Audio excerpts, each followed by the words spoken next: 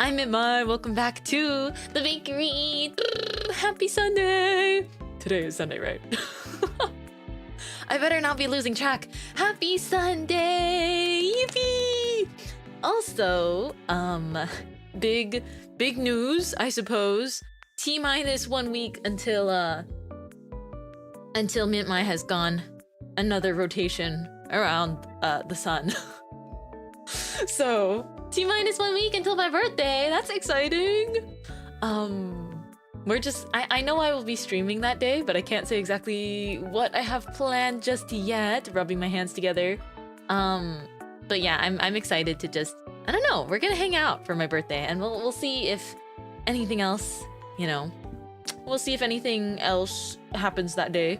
But maybe not. That's how the projects roll. But you know, I did have something small prepared. Very exciting. But yeah, T-minus 1 week until birthday. Teehee. And then T-minus 1 day until the next Witch Hat Atelier episode. Who's ready for that one? Not me. I haven't watched episode 3 yet. I'm allowed to talk about Witch Hat Atelier today because that's our theme for the day. But I haven't watched episode 3 yet because I kept feeling like, because I was so busy, I didn't want to just sandwich it between all the crazy things I had to do this week. Maybe not so crazy things, but I didn't want to sandwich it between the chaos of this last week. And so instead of just being like, oh, like I'll make myself watch it soon, I was thinking I'm just gonna watch episodes 3 and 4 together, because sometimes 25 minutes doesn't feel like enough. Thank you for the happy early birthday wish as well. That's how you're measuring your week so far? Me too. I've been measuring most of April, like, I shouldn't do this to myself, but I've been measuring most of April just like how many more days until my birthday, because my birthday is a self-set deadline to me.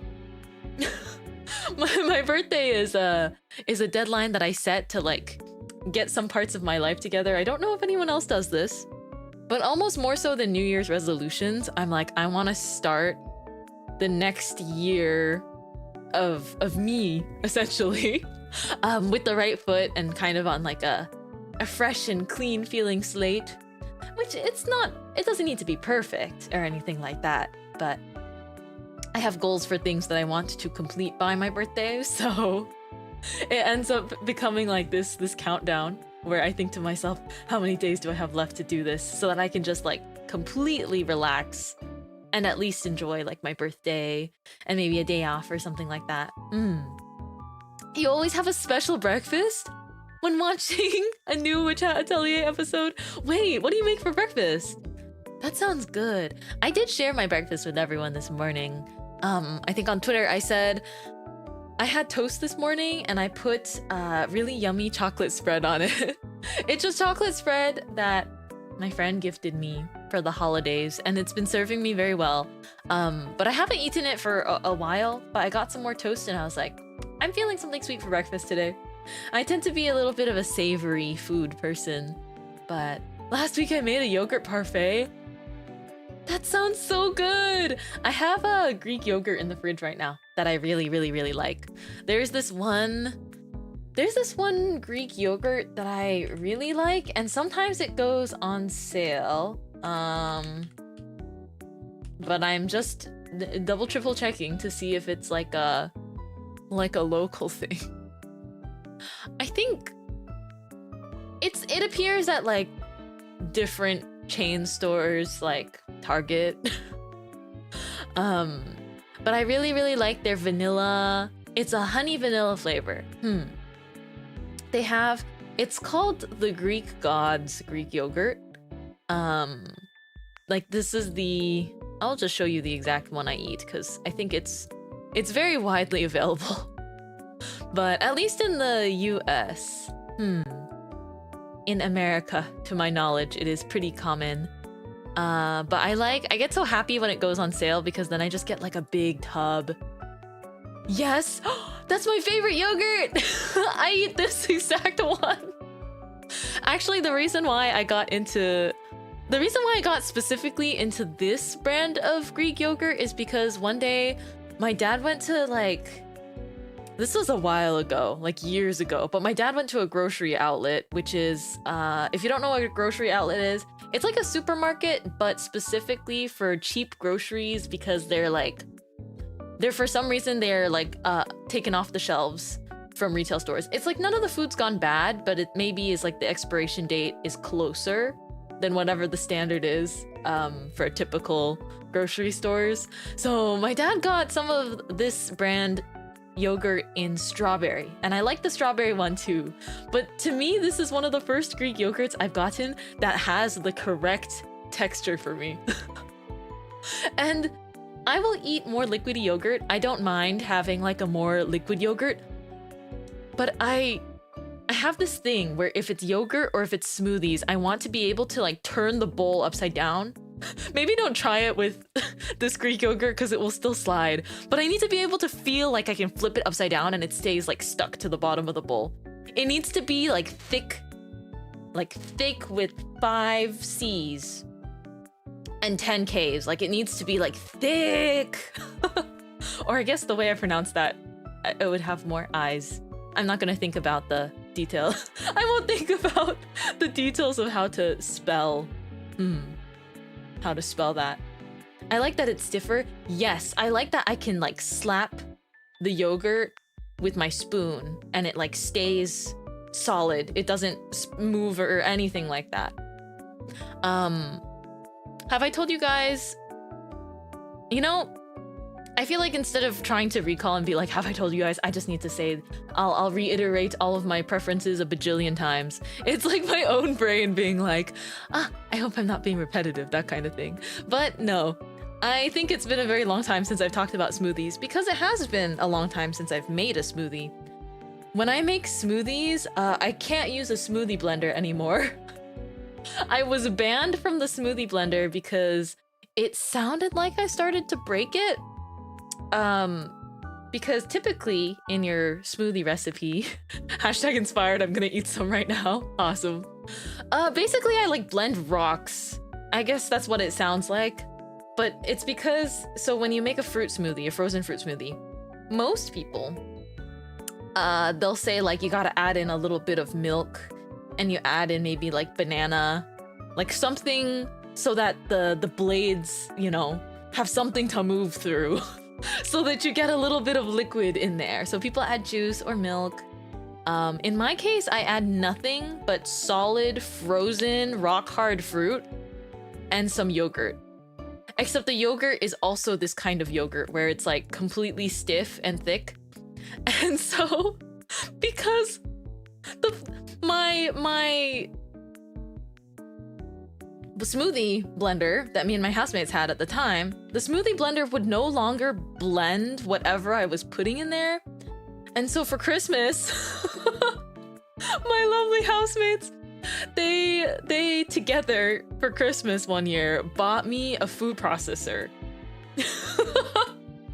And they were like, so this should be able to make like your caliber of smoothie. Because if it weren't for the food processor, I probably would need some kind of like, I don't know, an industrial blender. Whatever crazy big blenders they're using to make like the stiff acai bowls.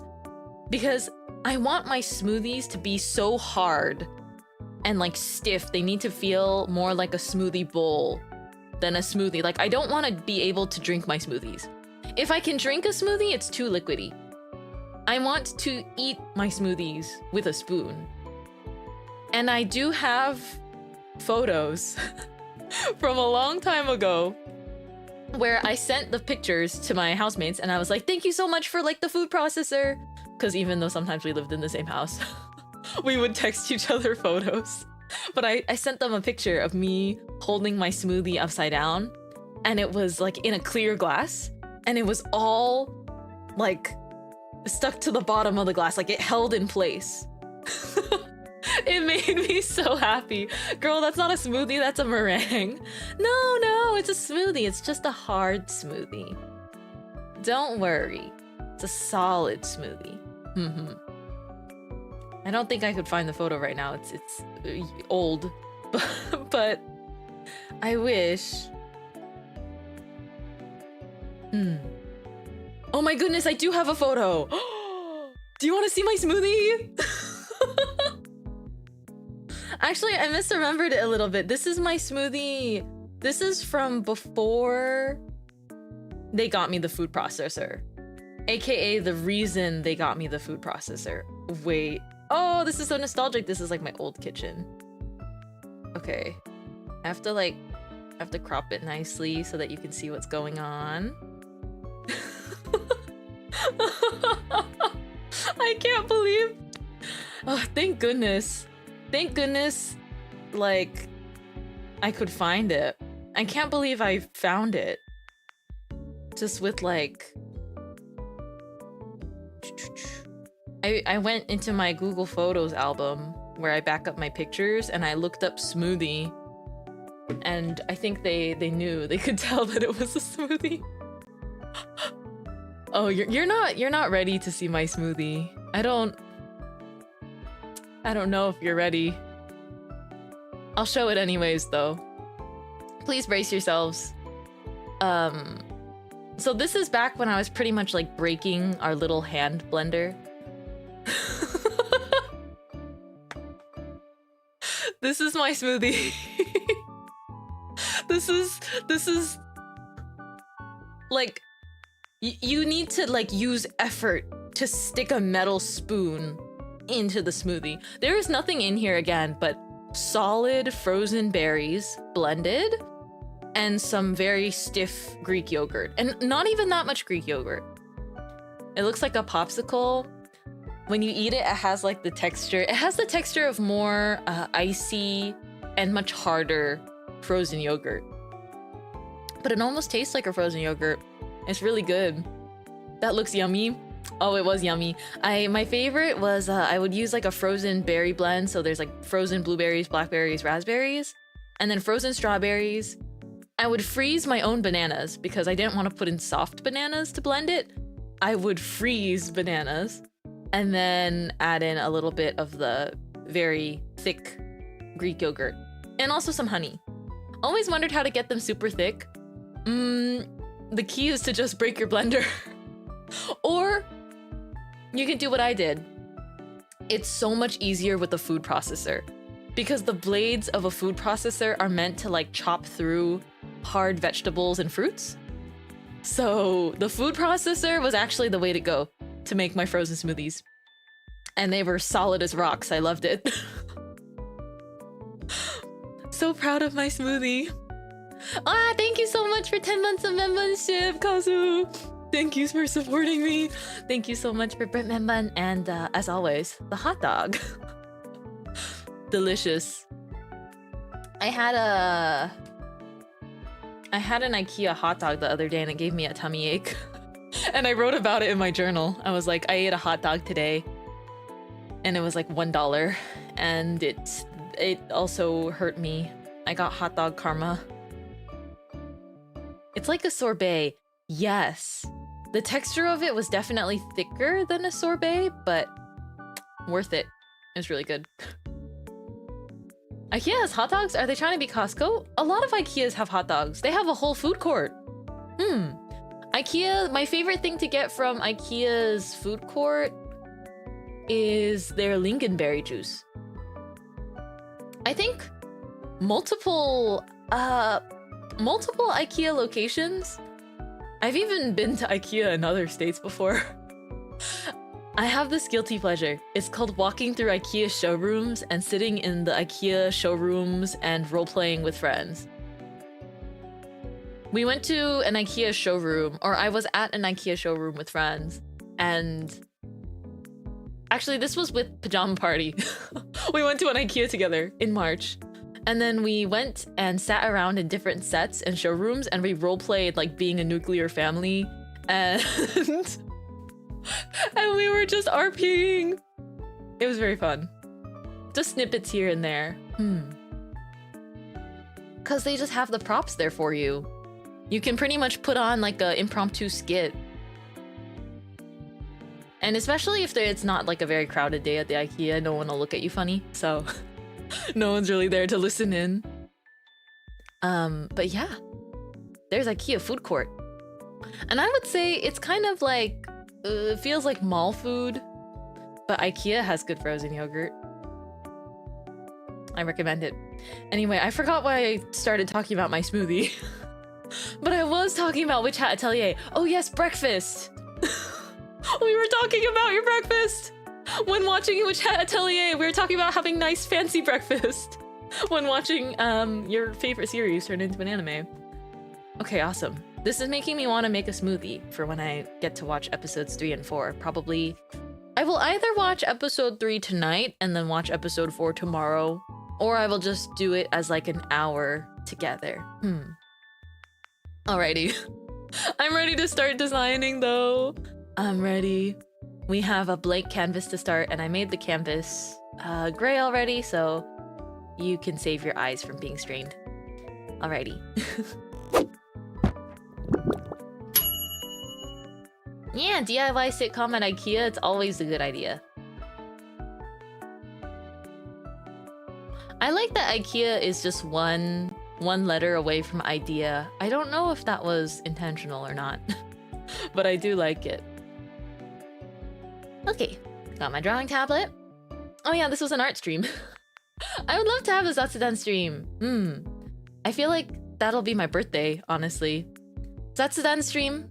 I pretty much know what the upcoming week is going to look like, actually. So I could tell you guys briefly.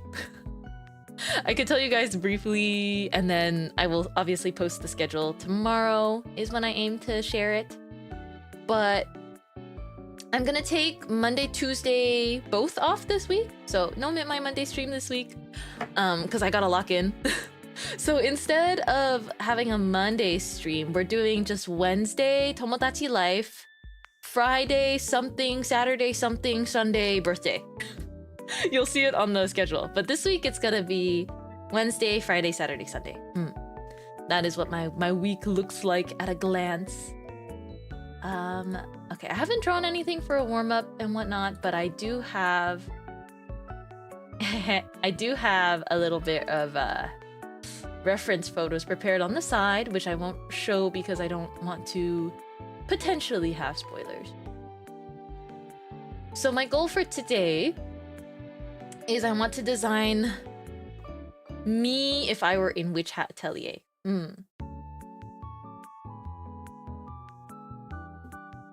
And I think if I put myself in Witch Hat Atelier, I know all of the apprentices in the series are young, but I want to design myself as an apprentice. Oh, I didn't realize that I had my pen.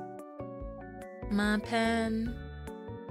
I like this pen for today. This is it's a Muji pen imitation. And it's made by Wendy Shu, and you can get it on Ko-fi, I believe. You can get it on their Ko-fi. It's like their Procreate brushes. And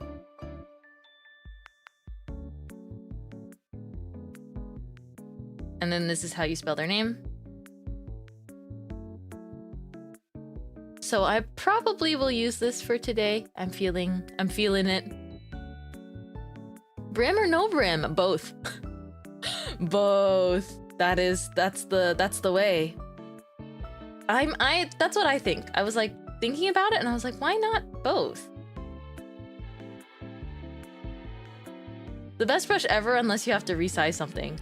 That's true.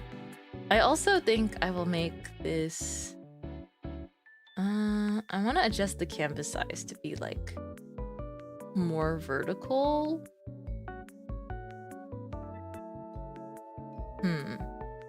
The thing is, I typically draw on a pretty small canvas. You can see from the pixel size, I draw like 2000 by 2000 canvases. I'm thinking.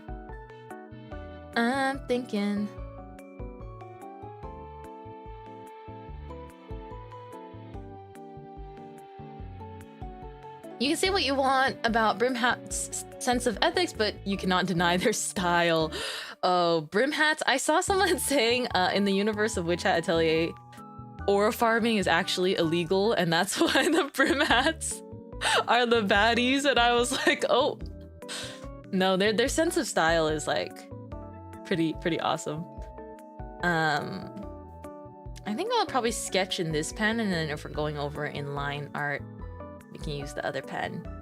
But I think the thing that makes the brim hats interesting, though, I wish I could talk about this more without worrying too much about spoilers, but I think what I want to say is this is something that was pretty exposed very early on in the anime and in the manga, but it's like technically because of the rules of how magic works in this world, using magic to like heal someone's wounds, like you can use a magic tool to help someone, you can have like magic or like medicinal things with like magic properties, but you can't use magic directly on anyone's body.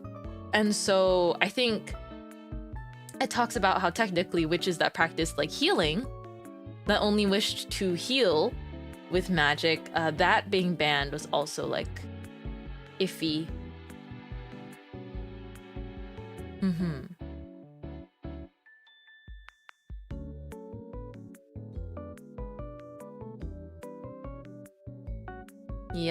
Yep. It's so interesting. It's so compelling. And there is a character that very obviously, like, I think they go a lot into the flaws of like the system.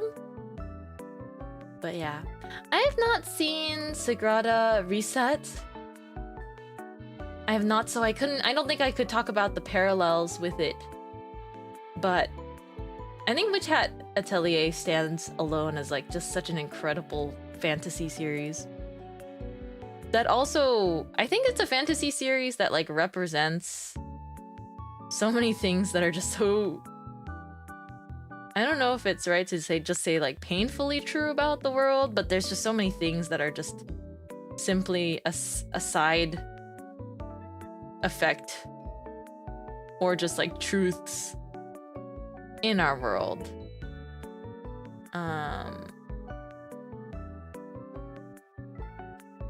I'm gonna start with just like a rough sketch because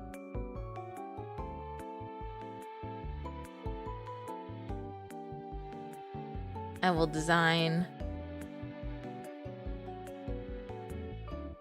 an outfit on top, but I still need like a body base to work off of.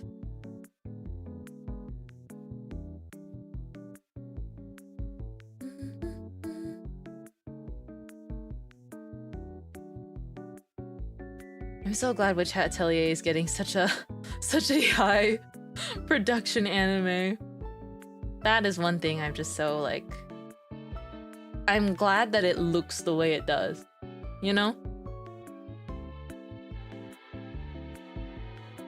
I think it's this level of animation and like quality across the whole thing. I'm like, oh, I'm so glad that Witch Hat got this treatment. Feels like a dream. Yeah, it feels like a dream. I feel like I wasn't a Witch Hat Atelier fan for as long as some of my friends that were like manga fans were, but I've been recommended it for years. I just hadn't picked it up yet because I think I was reading a lot of series that were finished first as opposed to keeping up with ongoing ones, and I was like, okay, I want Witch Hat Atelier to have like a few more chapters before I like start reading it. But I was like, oh, it's so good though. As soon as I read it, I was like, wait. So I think even if I'm in Witch Hat Atelier, I need to have the hairstyle, you know? I have to have my hairstyle. I'm realizing,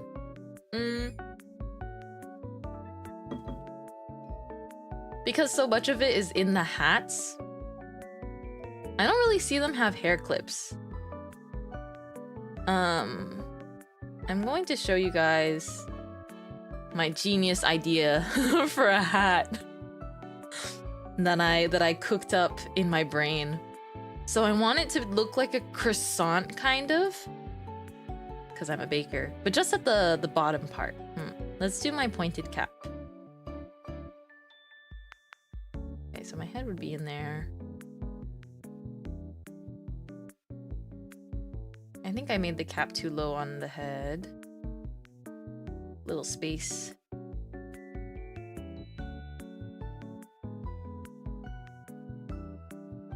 And I'm not looking for the most polished art today. I'm just trying to like at least finish a design. And I draw the fastest with a basic pressure pen. You're like, Miku, it's not Mintmai without the bangs. I need like the bangs with the little heart vent. And the middle part goes like swoop, and then there's a gap, and then there's another part. I don't know if I've ever explained how I part my hair. Cause it's not just that the hair clip goes here, it's like naturally my bangs always look like this. I have a little poof here, and then the middle swoops in this way, and then the side swoops in a little bit that way, and then the other side curves in like that. I don't know, that's just how I draw them though. And then depending on the art style, it changes. Also, it's only been like 2 days, and I'm itching to play Tomodachi Life again. I'm trying to decide what I want to do for the next like part of Tomodachi Life, because I've gotten responses back from a couple people regarding like me adding them onto my island, but then I'm like, it's gonna be so many hours of me making, which is not a bad thing. But I think it's like, I like a mix of adding a couple new Miis and then just like playing the game. And I also want to redecorate the whole island. Okay, this might look crazy-ish to begin with. But I wanted it to kind of be like a croissant at the top. Does that look weird? Hold up. I need it to look like that for a reason though, because it's like...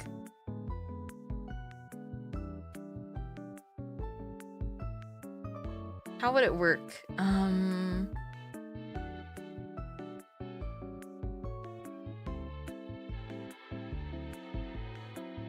It's like pinned. The way you got the placement of the hat so easily. I think you can tell a little bit, but I tried to get a little bit of the art style in. It doesn't look similar, but it's like how the mouth is drawn, I think, and the eyes a little bit. Even if it's still my art style, I want it to feel a little bit distinctly like this is Witch Hat Atelier universe.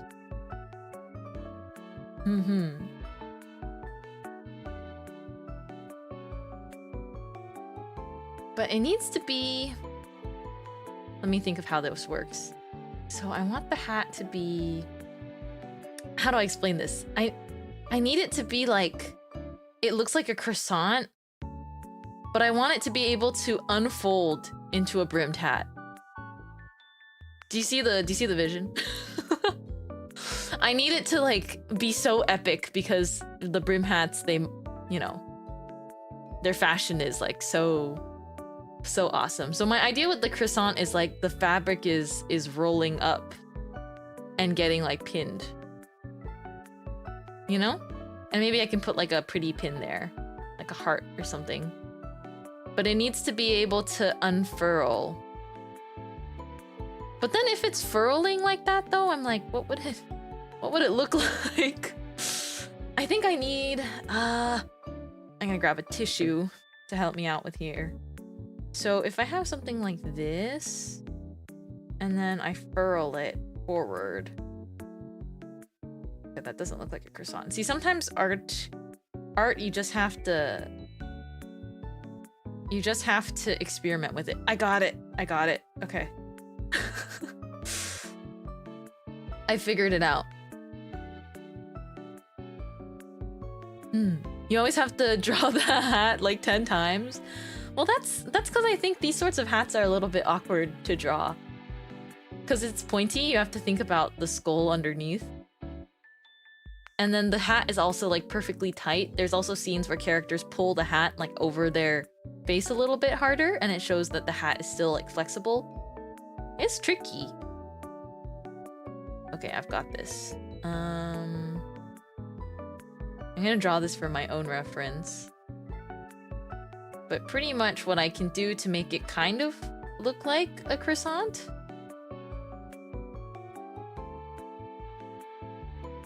is have something like this.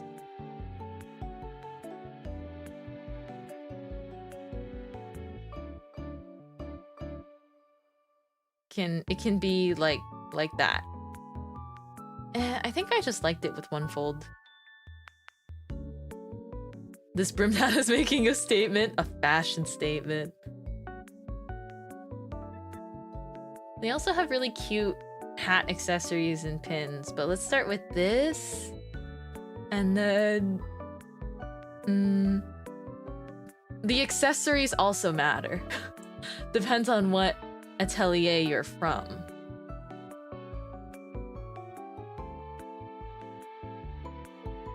I should have put this on a different layer. Okay. I'm cooking. Although I think I would need it to be like that on both sides. I don't know if there's hats I've seen that have it on both sides like that.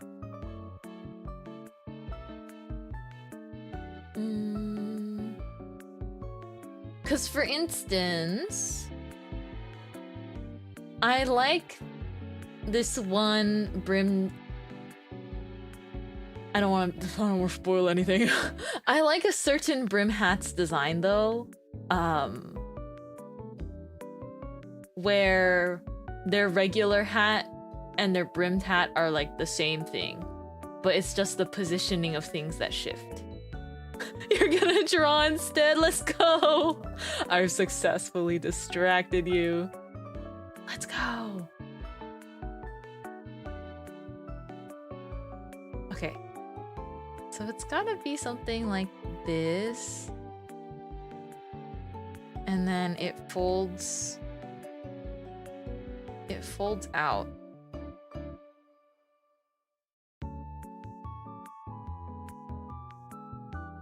You know how in like the extra manga notes and things, they always like show sort of some of the fashion design?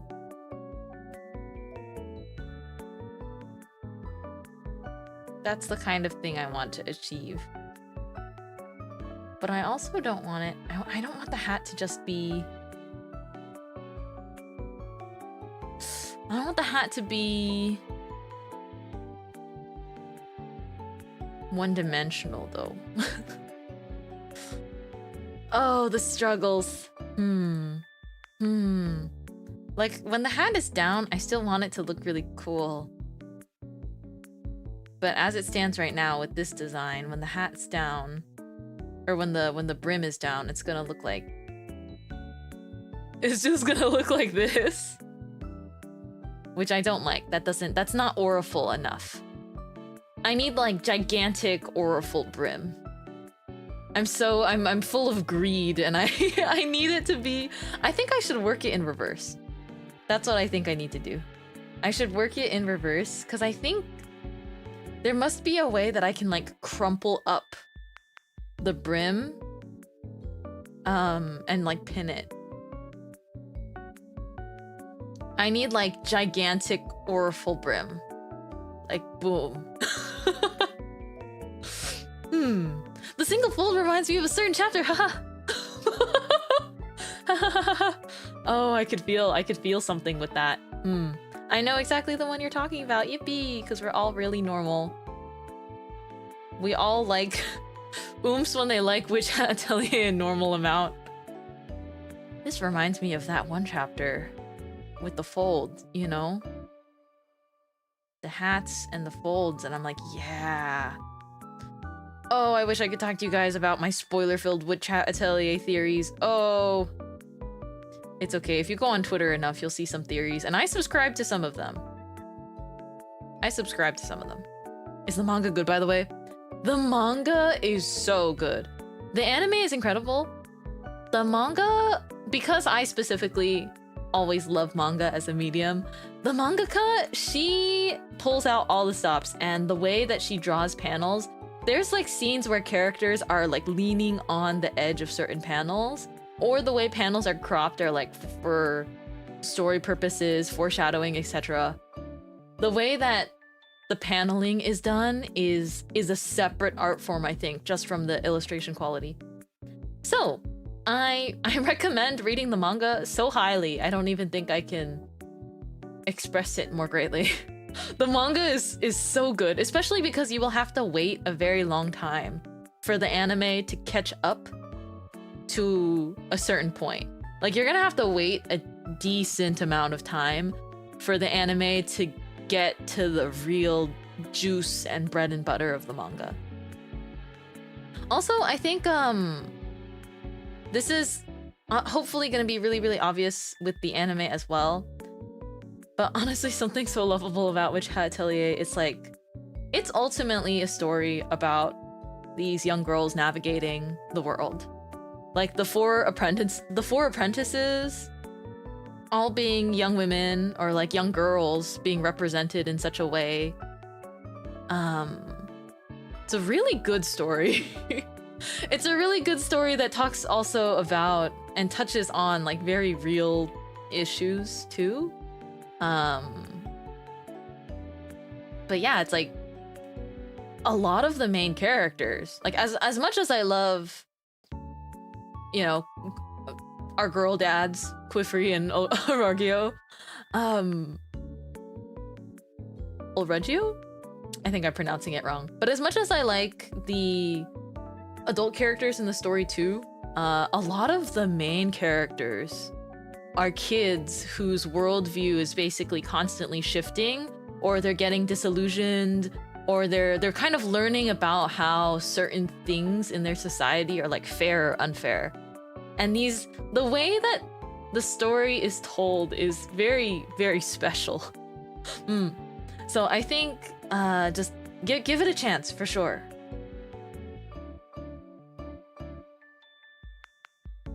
Definitely give it a chance. Okay, we're gonna work this hat in reverse, guys, because I need it to look so auriful when it's on. It's written with love and kindness. It's written with the world in mind and the readers in mind, and just it's written with such a human. It's written with such goodwill. Can I put it that way? It's written and made with so much love, and also like the magic and the fantasy is beautiful, but you're gonna realize how it's so, there are parts of it which are so raw and real and just it's written in just such a way that I don't think I can do justice by putting it into words. Like, you have to read the many chapters that are out, the 90 something chapters that are out. And I would say read it slowly. Don't rush through the plot just to get through the plot points. Give it its fair, its fair chance. Ooh, wait, what do you think if I what do you think if I like embroider it with these, If you know, you know. I think a lot of witches with hats with brims have this motif in part of their hats or outfits. And so to kind of stick with the lore. Love the shape of the brim too, it reminds me of a bakery awning. Yes, that is exactly what I was hoping. I love scallop shapes. I was going to incorporate some of it into the apprentice version design cape as well. Let me check something. I want to look at one of the designs in the manga.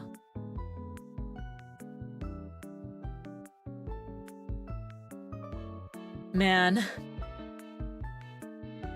Every time brim hat characters appear, I'm like, oh, they're mogging. They're so beautiful. If life was a fashion contest, it would be theirs. They'd win. I hate to say it, but they might. I really like what they imagined up certain characters wearing.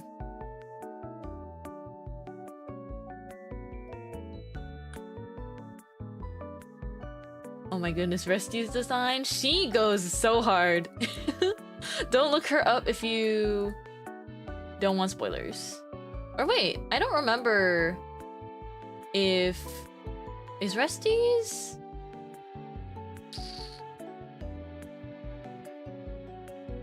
I don't remember enough about Rusty's. I think they are currently ungendered. Like, they are not confirmed to have a gender. That's my bad. I remembered... No, there's a different character I was thinking of. Who is the beautiful silhouette woman? Who is the beautiful silhouette brim hat? Actually, maybe don't name them. Because I don't think they have a name yet. The beautiful curly-haired woman. Oh my gosh. Ooh. I'm waiting for her. I am waiting for her. But I want to keep today mostly, you know, obviously spoiler free, because I want people to read or watch the anime and read the manga. But I really like whoever the mysterious, enshrouded in shadow lady with the hat is. Like, what? Honestly, peak design. When a character is so, like, oozing aura and attractiveness that you don't even need to see, like, any part of them. You just see their hat and you're like, wow. I think the first time I saw her in the manga, I was like, whoo! Whistles a little bit. I'm going to be excited for her. She is a tall glass of water. Reading and watching still very early in the manga. Enjoy the ride. I'm gonna be speaking partly in codename if I'm referencing characters that I consider are possible spoilers. But there's a character, a girl whose name starts with an I, and I really like her design. Related to the other, related to Resties, who, I mean, they're just like serving. They're serving just every time I see them. Tuck's hair behind your hair, girl. Hey, that was me. Hey. Hello. We're drawing today. I'm trying to figure out what my brim hat, Witch Hat Atelier outfit would look like first. Or at least just the hat, because I think it needs to look like this, and then I want it to then...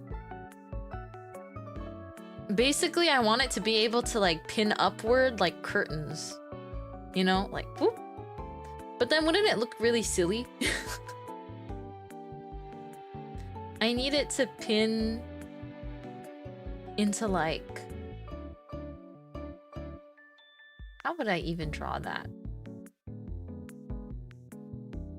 Okay, that might look a little bit crazy when it's pinned in. I've not watched it yet, but it's on my watch list. Once you start watching it, you're gonna realize that this is the... It is... I don't think Witch Hat Atelier could ever be overrated. That's a very bold claim on my part. I don't think it could be overrated. I just don't. It's that good.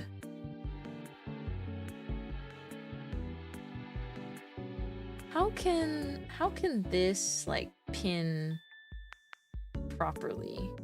I'm using a little tissue as, like, a reference. Wait, I can make it look kind of like whipped cream when it's pinned. That sort of works.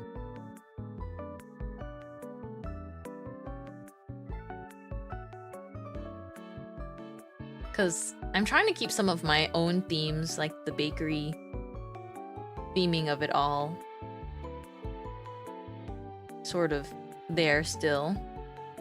Does that look more like whipped cream or more like a upside down ice cream cone? Or like some kind of a dumpling? I bet I would pull up to the Witch Hat Atelier universe with a hat that looks like this, and they'd be like, what? They'd be like, who is your teacher? Who is your master? It looks like a dumpling, I'm not gonna lie. But you can see how that's like technically feasibly possible. They'd be like, who's your master and why do they have awful taste? They would know. They'd be like, let me untie that ribbon real quick. Guys, get the Knights Morales. We have a brim hat in here. Their hat looks weirdly stuffed. It's kind of cute, but I think if it was actually on my head, it looks a little crazy. There's gotta be a way. Hold on, I have another idea. We'll save this for now. We'll save dumpling for now. The other idea is you basically like... Do you know what those contraptions are? It's like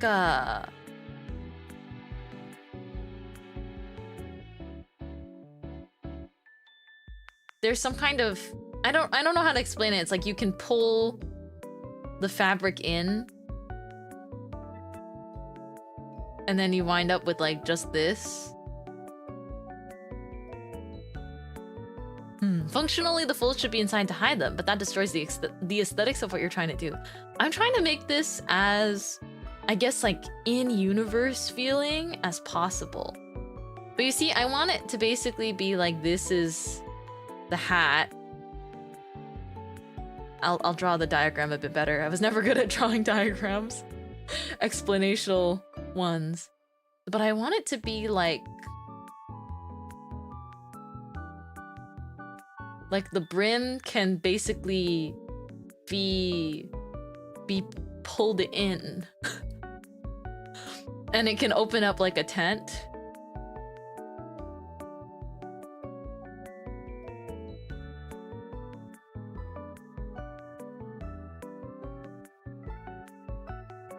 So it's like this, and then I think it can be like tucked inward.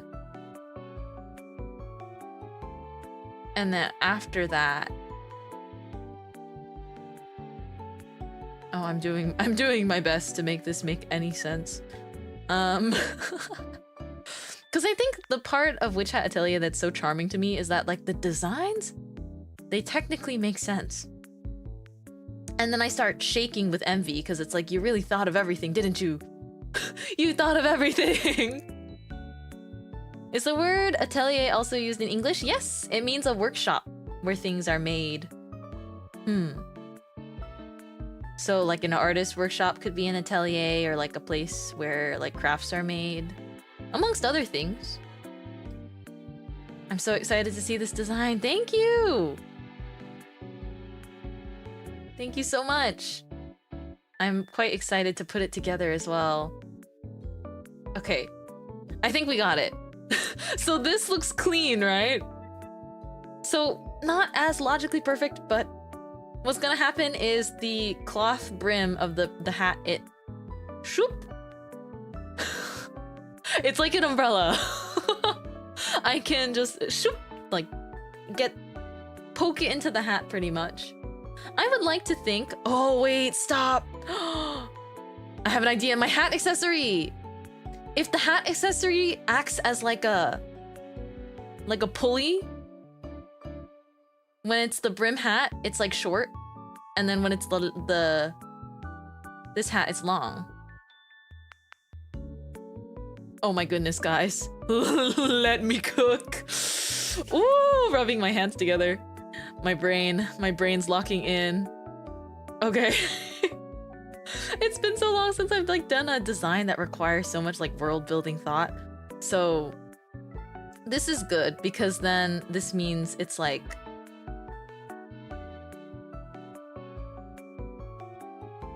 you just need to... I want to draw like a hand here for the diagram's purpose. She's baking. I'm trying to. It's my love for the original media that makes me want to do it such justice. So here's a little floating hand. But you get the idea. I kind of drew it looking like Ingrid's hand. Oopsies. One at the bottom looks to me more like a dwarven hat or gnome. If you read the original series, Witch Hat Atelier, you will know exactly why they all look like they wear gnome hats. And it's actually super, super important to their world. They are like legally required to have gnome hats. So I think that's pretty cool. Okay. I can't believe I've actually gotten something together here.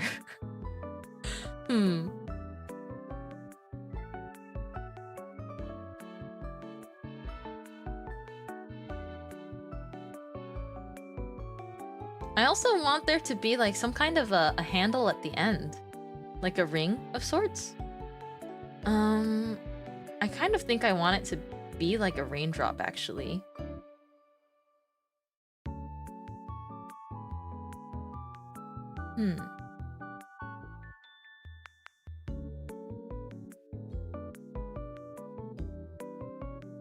Cause then my idea is that my character would like just stick her finger in the hat thing and just like pull it really fast. Let me actually illustrate that better. So the raindrop function. Also, because I do think that I would like using water magic. Sorry, Quiffrey. I think I would like using water magic and like wind magic the most.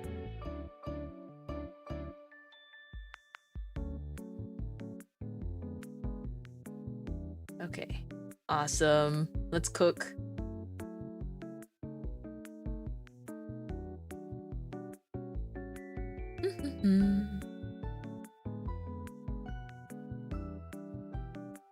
I can imagine the full page illustration the hat unfurling would get. Oh my goodness. I need some kind of crazy reveal. It needs to be absolutely like delicious. I wouldn't play around if I was living a double life in Witch Hat Atelier. But I want to, cause like, you know, I think the truth is my character in Witch Hat Atelier, my Witch Hat OC, I would probably be one of the witches that is like disillusioned by witch society rules and like restrictions, basically. And I think for me it would start with healing craft and it'd be like, but what if you just want to like heal people? Like this is so, you know, unfair, right? To people that don't know about magic and stuff, that like technically we can heal them, but we just choose not to for the sake of our rules and things. I think I would feel really like it would start off innocently like that, and then I think my character would get corrupted over time so that it didn't just become about like the healing. It wouldn't just be about the healing craft after a while. That's how they would sell me on it though. That's how they'd get me, you know? It'd be like, isn't this so unjust? And I mean, my favorite character, one of my favorite characters, who I just think is so cool and well written and also just a very special character to me, is it's one of the boy characters and his name starts with C. So I think that's how they would get me. Like it would be a case like that and they'd get me and then I'd be like, yeah, why can't we heal people's like directly? That makes no sense. Choosing not to just because it's magic that is applied directly to the body like wouldn't make any sense to me. Or I would think in that sort of, I would be a little naive about it, I guess. And I'd be like, yeah, no, it makes perfect sense. Give me the hat. Give me the cool hat. But yeah, character design, so tough but so rewarding. I wanted to challenge myself today, and this is really a self-indulgent treat for me. It's like, what? I get to talk about something I like for hours while also drawing something I like? That's crazy. But yeah, they would get me with the healing craft and I would be corrupted over time. Or it'd be sort of like I do things at a great cost because it's like I'm weighing the possibilities that way. Like for the sake of the ultimate goal, being magic, not having certain barriers, I would wind up losing the original positive intention. Juicy. We need real angsty lore. I'm drawing him right now. Oh, the fan art's gonna go so good. Yes. Yes.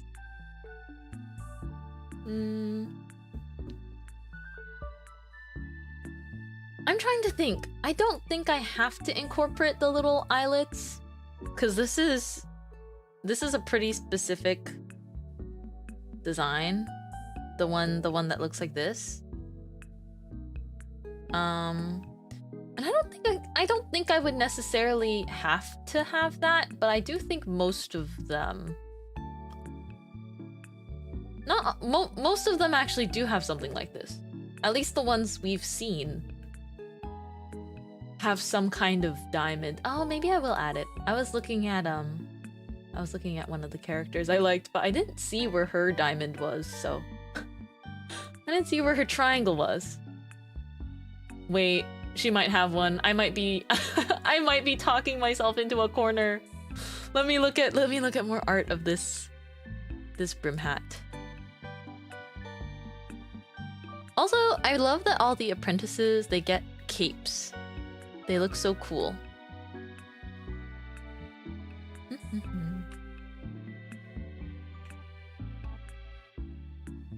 Dun, dun. I don't know if she has a triangle.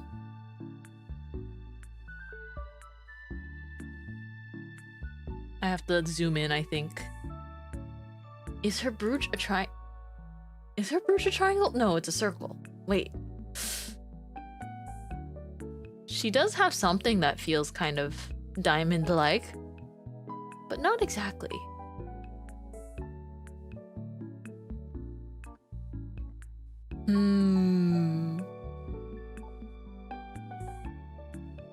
Man, the more I'm looking at some of these just for some inspiration and reference, the more I'm like, the design is peak.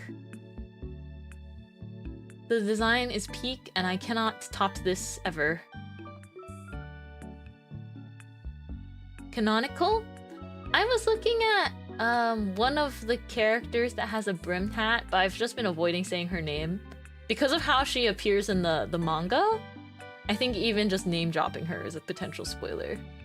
I think I'm just personally more careful with it, but I was just looking at her like brim hat design, one of these characters, and it doesn't look like she has one of the little diamond thingies, but she has like a really thin one.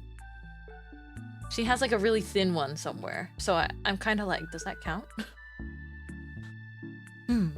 Don't let inspiration turn into discouragement. Your design will be beautiful. No, I'm not feeling discouraged. I'm just like, it's so genius.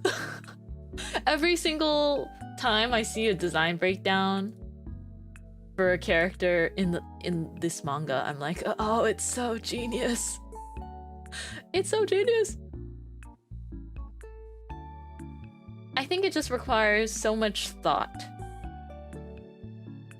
That's the thing. That's the beautiful part of character design. I definitely want to have the little eyelets somewhere. Okay, I think now looking at this design with the little umbrella thingy, this is not gonna cut it.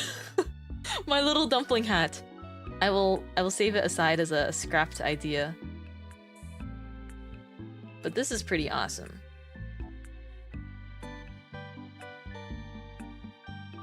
I think, I wouldn't want it to be like a chain.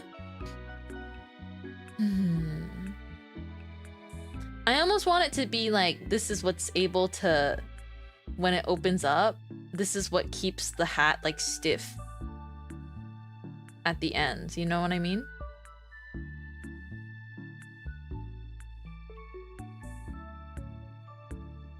Diamonds are so hard to draw. How do you do it? I'm so bad at drawing these evenly. It's like drawing chains, you know? Okay.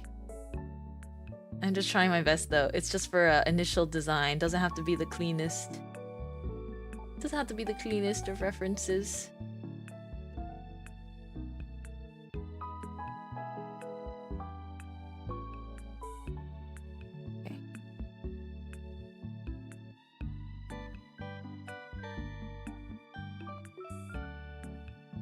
There we go. Something like this. I should probably move them closer together. But it's like a chain. Cool chain of diamonds. Ooh, ah. Dun-dun-dun-dun-dun. I haven't looked at a lot of Witch Hat Atelier sonas yet. I know that there's a hashtag for them, which I think is really cool.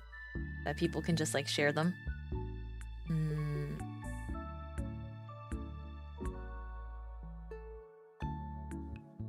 No matter what, my sona will love bread. That's the requirement. To be any variation of me, you need to still love bread or some variant of it. Whether it be like bread with jam or like hot dogs, like any character that's technically a variation of me will love something related to bread. Q had spotted! Yes, we are doing a little bit of a OC design today. I haven't self-indulgently designed in a hot minute, so I'm quite excited. Okay, let's start with this. Do I want... How stylish do I want to be, guys? Oh, I do want to be stylish. Oh, I like that. Yes, I think raindrops are going to be one of the things I will use thematically. Ultimate style. I kind of want it to be like different lengths. Because let's assume we're going off of the character backstory relating to like healing and stuff. I think water magic could probably have to do a lot with healing properties and things of the like. This is going to be hell to draw, like and color to some extent, but it'll be so worth it. We need to be drift out, exactly. Thank you. You understood the assignment.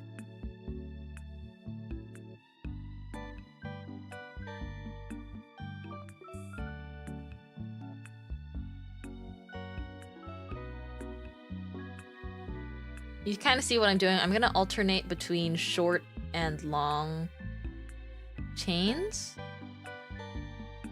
so that it's like a little bit of a rain variant. And I'm also changing up some of the short chains too.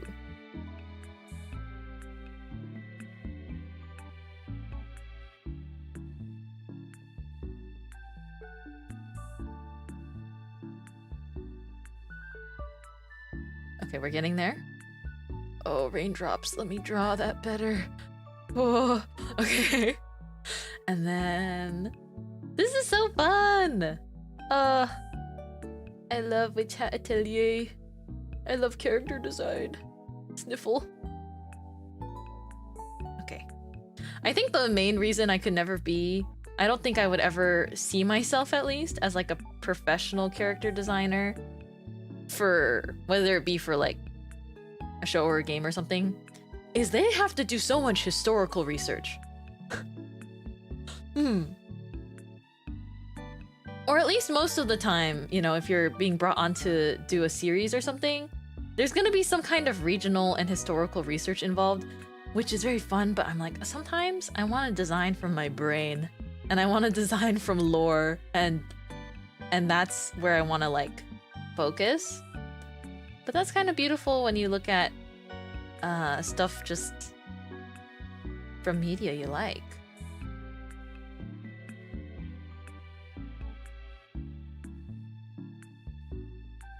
Because then you can go off of the things that you love about it and the world. Although I do think if you want to actually be a professional character designer in some way or another, you should study up for sure. Don't be like me and purely design for the fun of the game.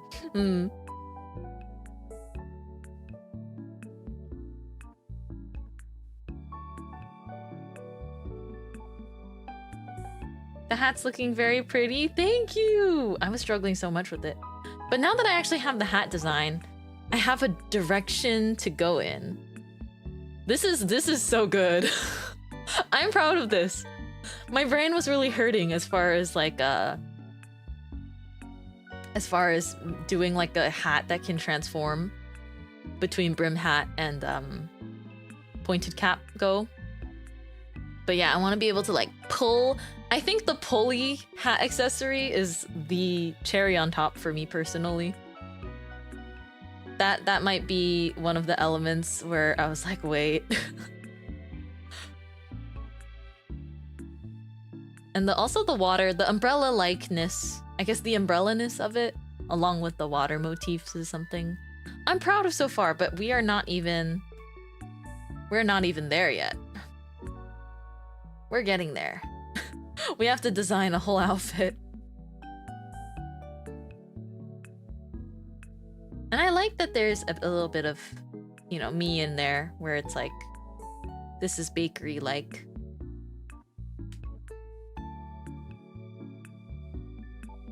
See? Like this, it's like no one will know. And all I have to do is unpin the brim and like pull on it.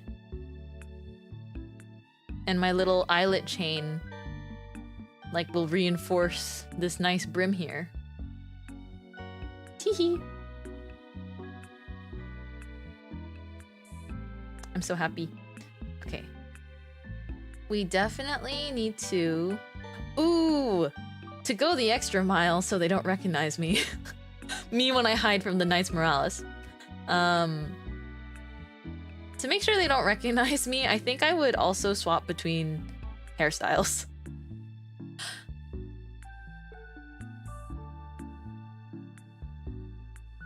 So it's like this as an apprentice, and then the braids, I can like... The braids can be down for brim hat activities.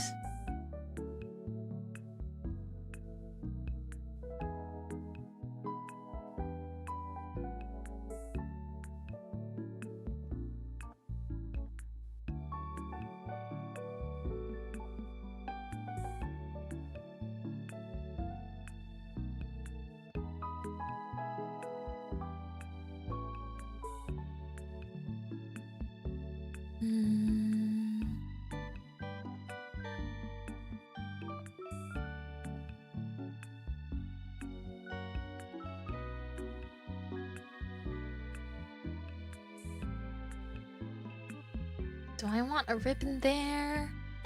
The braids could unfurl like the brim. Exactly. My hair actually does unfurl. So it'd just be like this. When I'm in brim hat mode.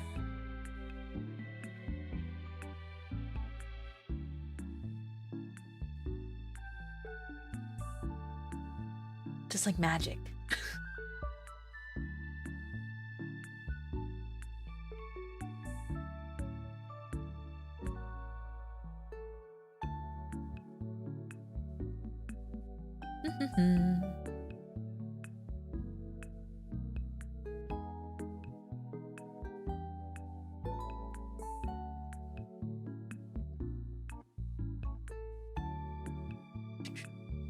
Let me see how I want to draw the eyes. I might keep this a sketch for today, but I'll color it in like a colored sketch. Just so I have a reference to work off of. Okay. I kind of drew that pretty clean, so now I don't want to mess with it with the outfit, so I'm gonna mess with the outfit on another layer.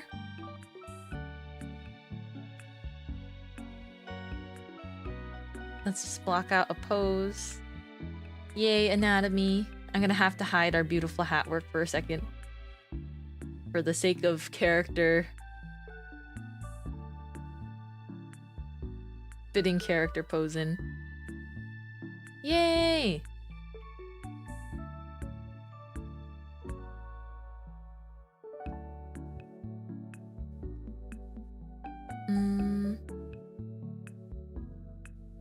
Because I would be an apprentice in Broom Hat. Or like an apprentice. I'm trying to put myself in the same age range as Coco and the others.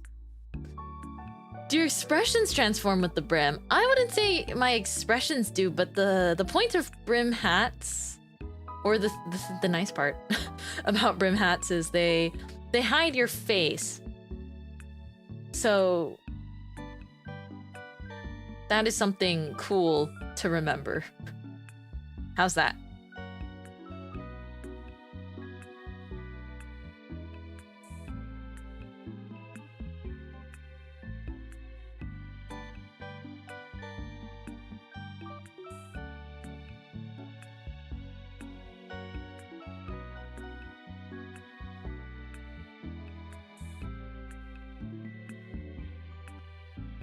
Let's see, I don't want my arms to be too spread here.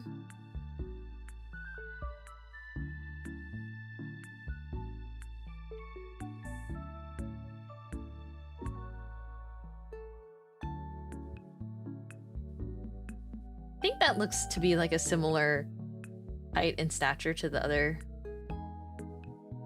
apprentices. Okay, it's a little bit rough, but let's design the outfit on top of this.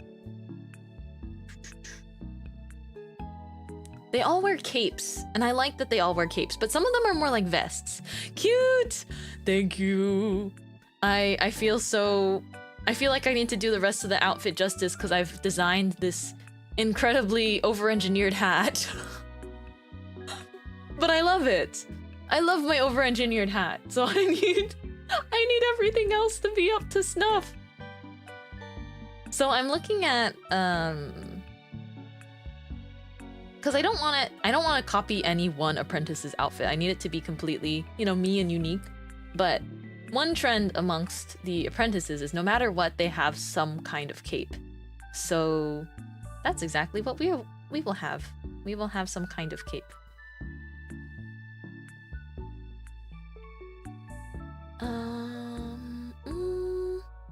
What kind of color might I like?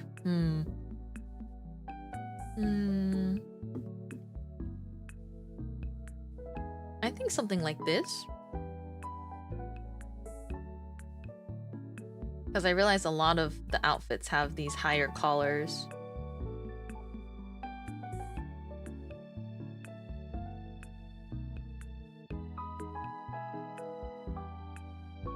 Add in the cape. We're in the kitchen and we're cooking. Let me get a little bit of better lighting on my desk. There we go. Turn on my desk lamp.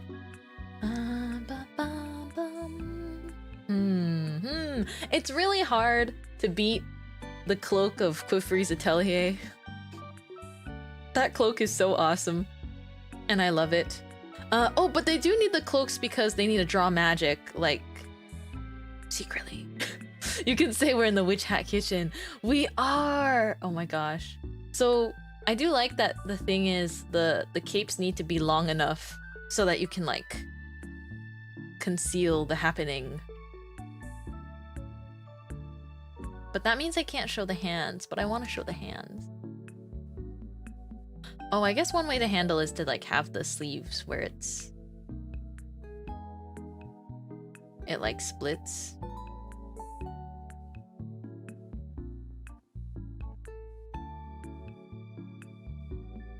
Because you just gotta be able to like tuck your hands under.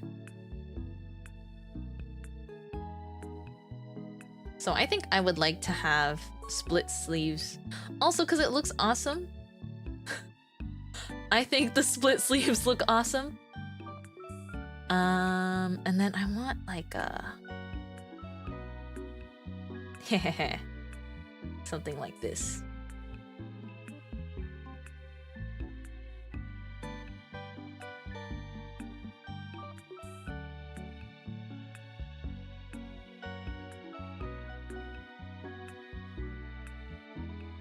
Okay, what kind of clasp do we want here? You could do a little diamond one. Get a little foreshadowing in there. Not me thinking about that. Literally self-inserting into the story in whichever way possible.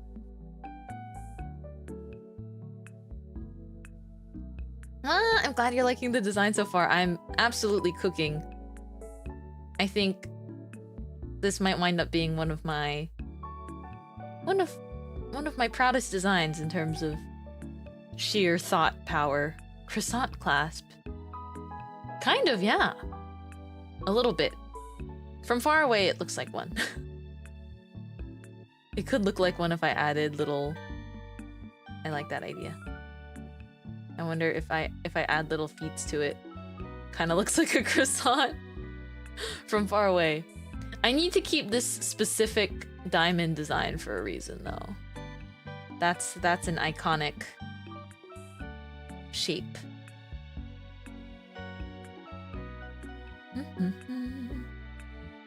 Is it a croissant or a brim hat emblem? Who knows? I don't even know if it's if there is an official emblem. Although I would say that there kind of is, but not everyone has it. I don't think. It's just like it just looks like Ingwen. That's the thing. Him specifically, or them specifically. I like a lot of different theories about Ingwen. Like, I just love that they serve as a foil of like, you could have been an apprentice under a very different master, and the world, your worldview of witches would turn out so differently.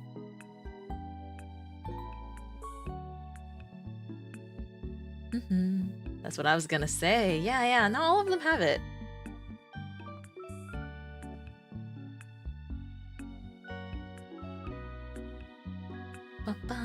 But that's kind of why I think it's nice. It's nice considering the way I would be adopted into brim hatness to consider having Ingwen's emblem somewhere. I was thinking it'd be cool, but I understand if the diamond is needed. Yeah. I did add little croissant legs, though. I think that looks kind of cute. It adds a little something.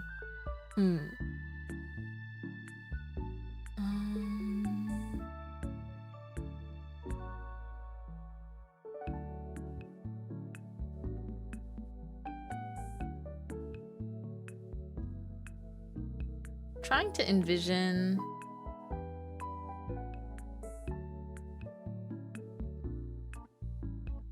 how I want my cloak to be.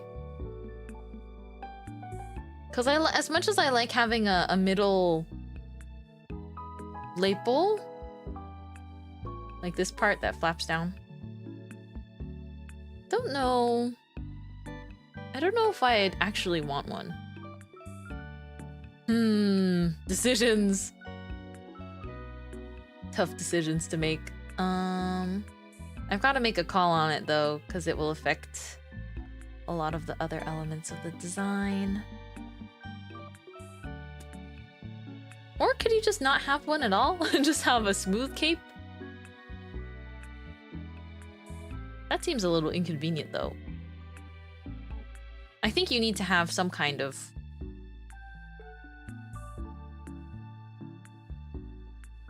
gaps somewhere for practicality. I'm not gonna overthink myself into a corner though. As much as I want it to be as good of a cape as possible.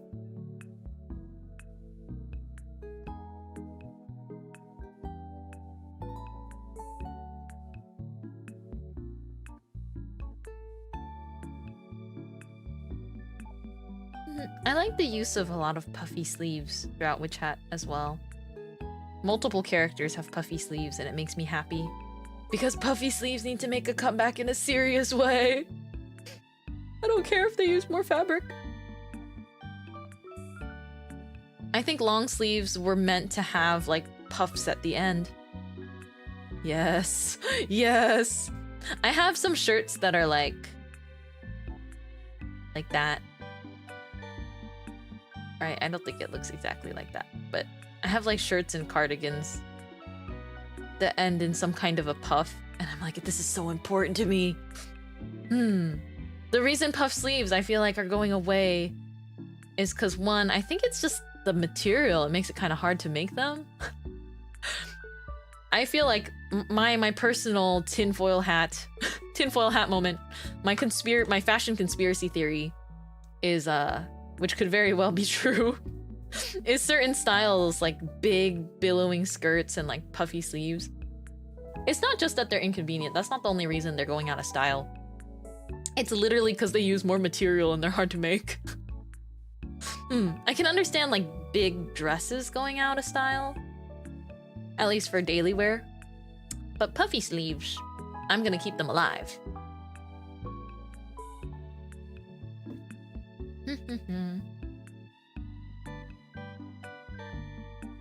I do apologize for being a little bit quieter today. I think my throat's going through it with the allergies. She is not so happy with me right now. It's just an on and off thing. I've yet to find an allergy medication that I wish to buy. To help with the throat scratchiness. So I'm just being a little more cozy, soft-spoken today. It okay, heart. Wah. Thank you, that's so sweet. Wah.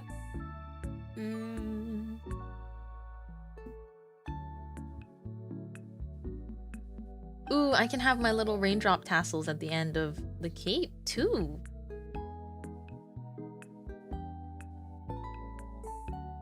I like that.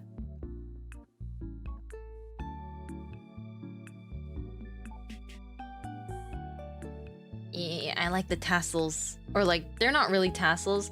I think my personal theory is that these are made out of like glass. So they look very pretty and clear and crystal-like.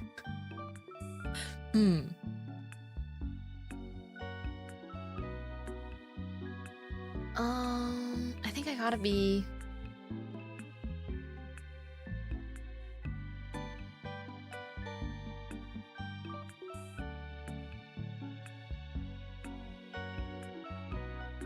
I don't know if that's right. No.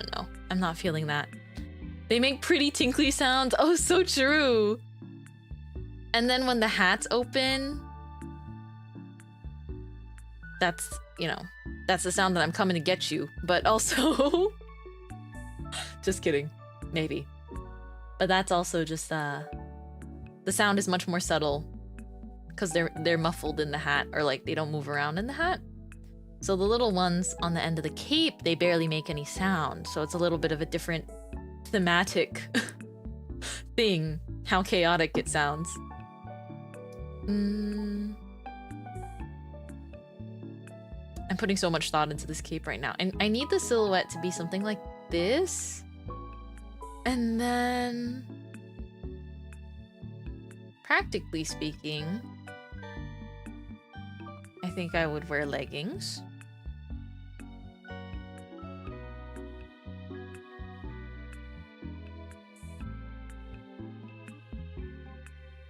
I'd wear leggings and like soft shoes.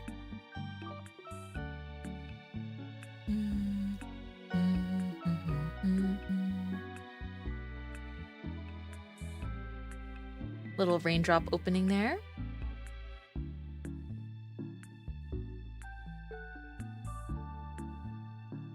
Some kind of just simple... I think you don't have to go too crazy with the details at certain parts. It's nice to select where you want to put all your detail into. And for me, I think I'm gonna focus on the cape being the more detailed part. I'm really bad at drawing shoes. My weakness. Or maybe not shoes, just like feet with perspective. Oh man. I got seriously critiqued once in like an art class for drawing feet. I always drew feet like pointing down, even in reference sheets. But for reference sheets, you need their feet to be flat if it's for something like for animation. You can show what the sole of the shoe looks like, but in the height reference sheet, you can't just have every character like Barbies, like on their tippy toes. But that was how I was so used to drawing feet, and I wanted to keep drawing them that way. I couldn't get away with it forever. Even now, I don't love drawing feet, though. There are some things where, as an artist, you just choose. You pick your battles. You're like, how badly do I want to be able to do this? But feet are difficult to draw, like flat against the ground. It's amazing people that can draw them like without it looking awkward. People that can draw shoes without it looking awkward. I feel like I never paid so much attention to characters' shoes as I was reading. They wear different shoes. They all wear different shoes, actually. Even within the same atelier, I think they wear different shoes. I just remember Quiffrey has these really big, chunky shoes. Like, Quiffrey is wearing like clown boots. I don't mean this in a negative way. I mean this in an exaggerated way. I like that Quiffrey is wearing shoes that are like that. They're the most impractical boots ever. I was thinking about like how stuff would like fall into them. You know? It's like a funnel. I was like, aren't things falling in there? Like, aren't you constantly being like, hold on, stop, I need to shake some gravel out my boot. That would be me if I wore a shoe like that. I would constantly have to stop and be like, sorry, I know we're running away right now or something.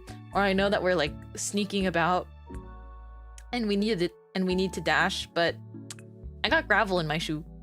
It rains and then he's wearing walkable puddles. Maybe, you know, the magic keeps them dry. I'd be willing to believe that you could have a little magical contraption in shoes that big to keep them from pooling water. But I think it's more fun to think about Quiffrey standing in like puddles. Literally. Okay, I gotta think about all the potential in the cape. Don't need to overcomplicate it. I want to be able to show the clothes that are underneath the cape.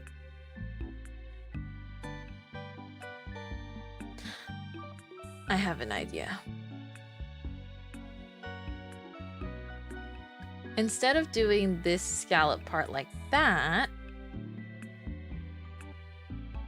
I'm gonna do this on a new layer so I can change my mind.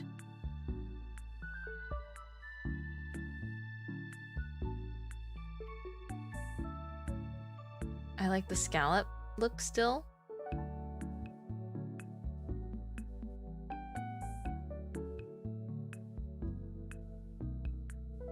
Okay, so the scallops are up here now, and they're flat and smooth.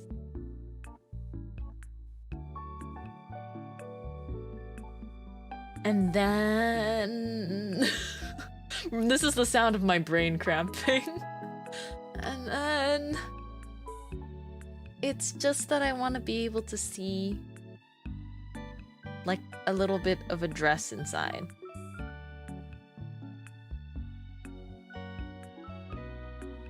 You know? I want to be able to see a little bit of some kind of a billowing skirt in there.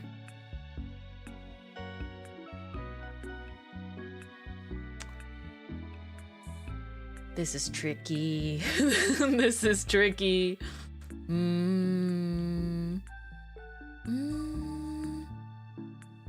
Hold on. Let's go back to this one, and then let's try again with the billowing skirt. I'm exposing how my brain thinks about design. Okay, billowing skirt.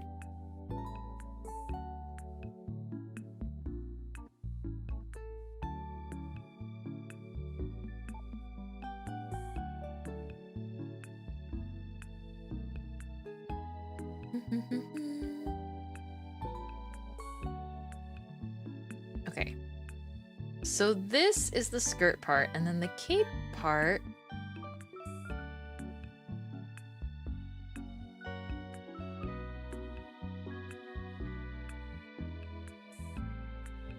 I think I just want it to be like a regular cape that just opens in front. But there's gotta be some way to make it more witch hat-like, because it needs to cover my arms.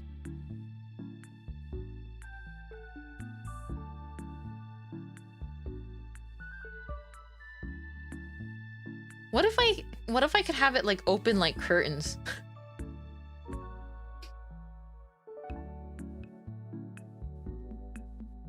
Is that... You know, I don't hate that. I don't hate that idea as much as I thought when I initially brought that up. I was like, curtains? To myself. I don't think I dislike it as much as I initially thought. It feels only slightly... It feels slightly impractical.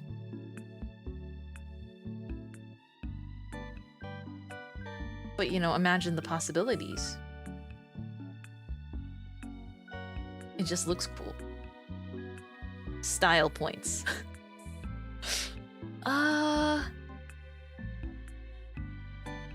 Style points, and more like... I think there needs to be some kind of a button here.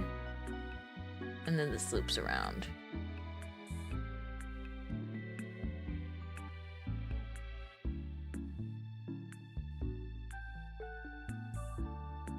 She can say it's curtains for you. It's curtains for you, bucko.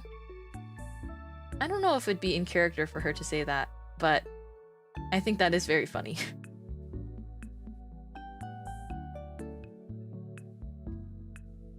I tried to think about how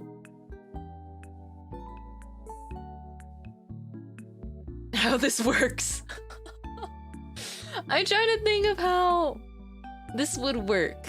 Okay, me on the field in Witch Hat Atelier, needing to use magic and unbuckling both sleeves. Actually, that's not as bad as I thought, because it's kind of... I can do that on my arms right now. Feel for where the buckles are. That's not as bad as I had potentially imagined. Okay. I'm gonna run with this idea then. Because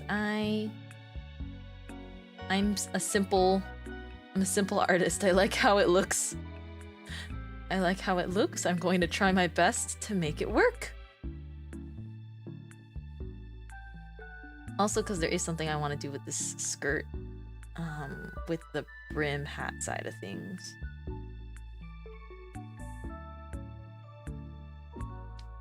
Although,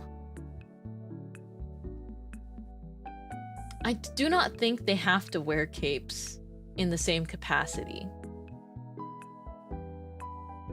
They're already breaking all the rules. Some of them have capes for aura farming.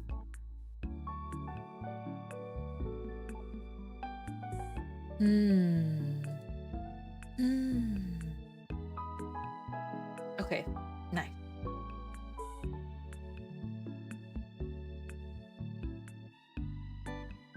How are we feeling about this? How are we feeling about her so far? She's coming together. I'm feeling good about it. I'm gonna add some lines characteristic of Witch Hat in shadowy areas. Very cute full suits, yeah. Yippee! I'm thinking about giving the dress itself a little bit more detail, but I want it to be like silhouetteless.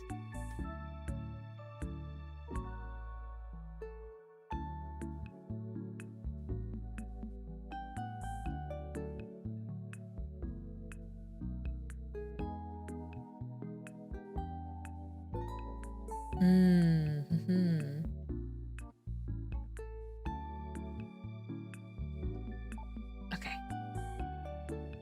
Not bad. Not bad at all.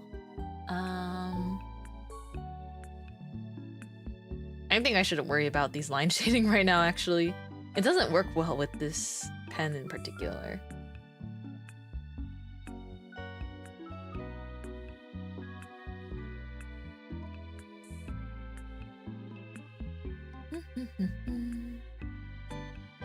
Okay, so here's side A. I kind of still think I should have made myself a little bit taller. Almost out of character to see me this small. But also, it's for, you know, it's to be at proportion with other apprentices. So I think this works. And then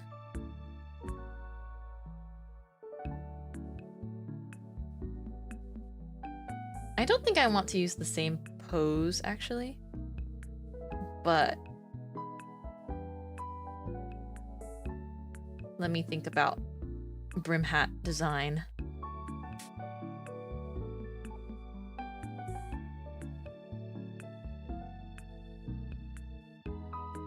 Cooking something up. I'm gonna grab the hat from this drawing because I drew it so well. At least I drew the chain so well. I don't want to just only use it in the explanation part. I'm gonna reuse the hat. I'll clean it up a little bit to make the line art size match. But do excuse me as I reuse the hat pretty much.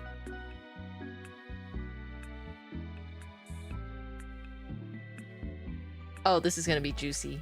I'm looking forward to getting her fashion together. Yes. I actually don't know. I would obviously want to work in like a very orange and very me color palette, but I wonder if like a more muted tone, and I almost want to splash in a little bit of blue so I'm not so mono-colored orange for my Witch Hat OC. Yes.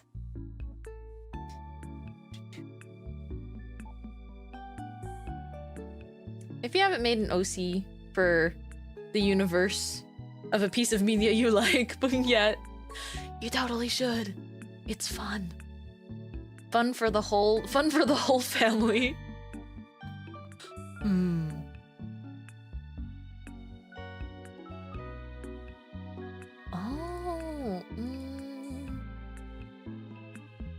Let me think. I'm kind of thinking, where did the pins go?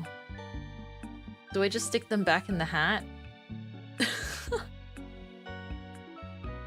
Do I stick them back in the hat?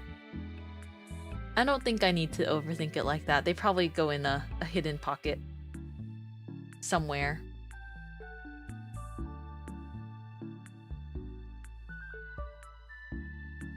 Also realize I drew the body so clean it makes me want to at least clean up the face a little bit too. Maybe just duplicate it.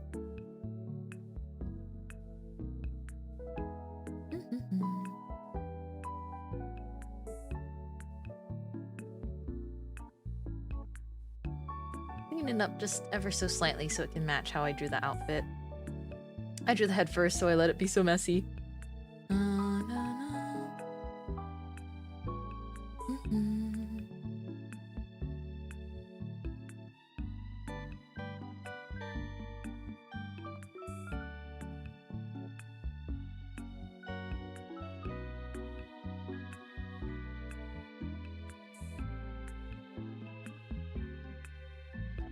Okay, there we go. I'm happy with that. Zoom in, clean up this. I'm relatively happy with that. The lines on the face are still a little bit thicker, but I think that's okay.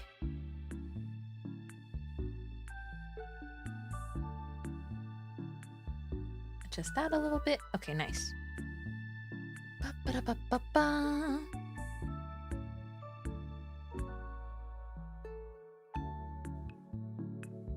This one, we're gonna do it like this. Now we have to think of the most oriful pose possible. Let's put our brains together. Oriful pose. We can do it. We can do it.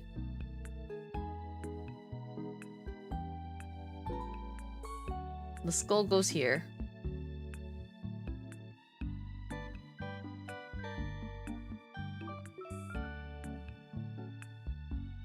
I think this is approximately to size. I'm trying to size them similarly.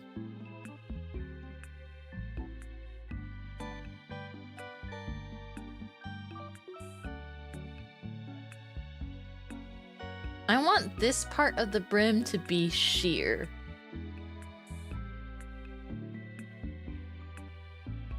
So if I have her eyes, it'd be kind of cool if the eye was like showing a little bit.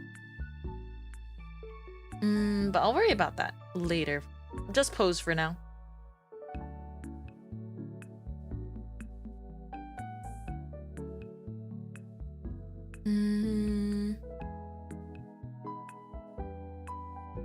Oh yes, and my hair, let's put it down in braids.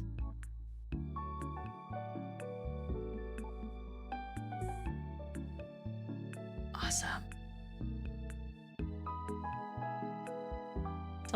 Something like this. This is how I draw braids when I'm sketching. I end up making them look like just like little scribbly. Little caterpillar.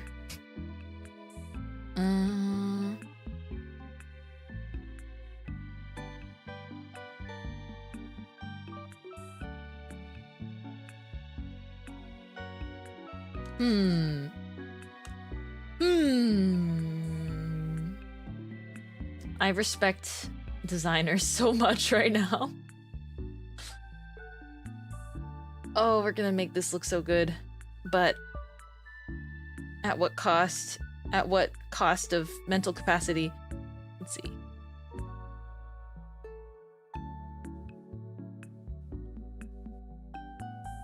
Ooh, let's say maybe I lose the cape, but keep the little wing, the little scallop part.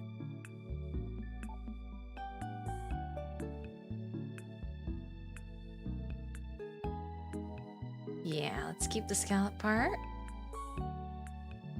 I don't know if I should be a character that like becomes a brim hat or just lives a double life as one. Because if it's like lives a double life as one, we gotta hide it more subtly. But I also think it's okay because more so being revealed as one and then escaping is also really cool. Or something I would be interested in exploring. I don't know how much I would write about the backstory and everything, but it would be really fun to imagine.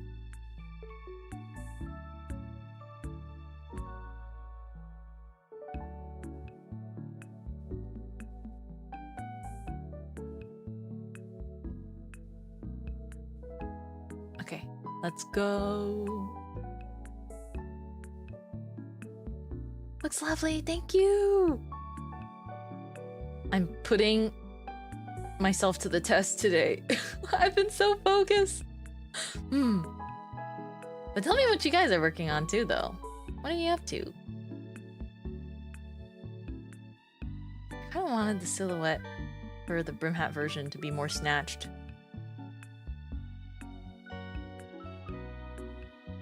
Because it's... I don't know how I would do that, though. I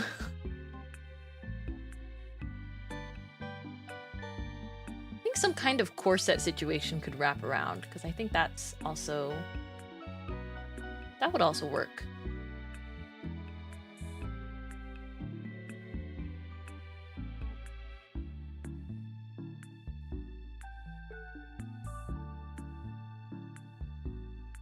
I feel like a lot of the designs, Cliffrey's design included, have like these sort of wraps or bandages.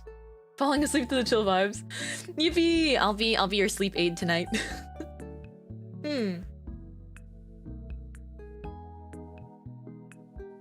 I'm really thinking though, some kind of a corset situation. It would wrap in the back.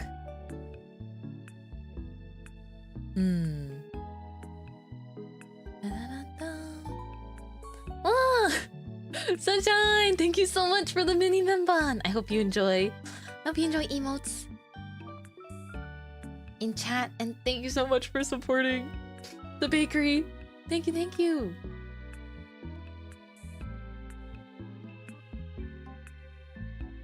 I'm glad that the mini memban is helpful. I wanted to draw like a little announcement for it, being like, we have this now. Thank you for your support. But I have a few other things I've got to get done besides drawing cute graphics. As much as I would love to make a bunch of those all the time.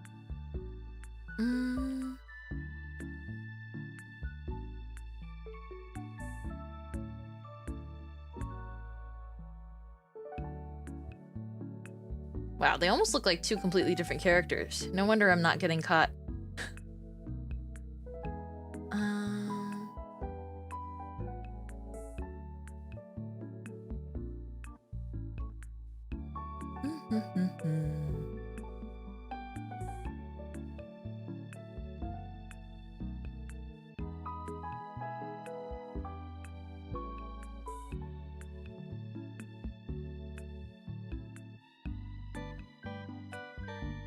I'll be playing with my braid. And then do I add more like layers that poof out under?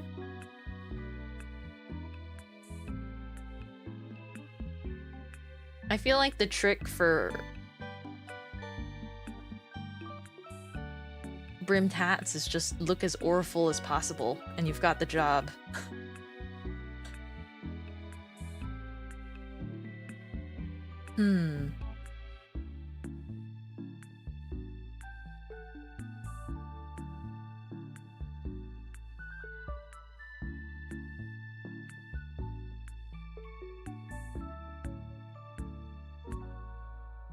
I want to give the legs a bit more of a dynamic. I want to give the legs a more dynamic pose.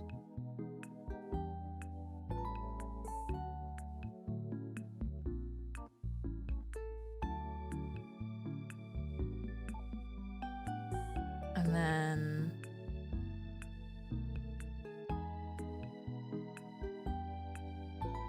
I'm trying to think. I also really like jellyfish. But I think adding more elements to the design besides just the water is too much. It's looking so cute. Thank you. I love Witch Hat Atelier. I want to make sure that it kind of fits into my imagination, I guess, for what I'd be like in that universe.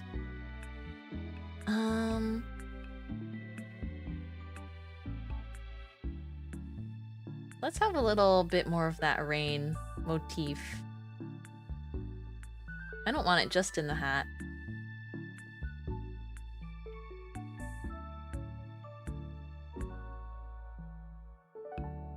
Because I think the idea is I wanted it to be present across different parts of the design.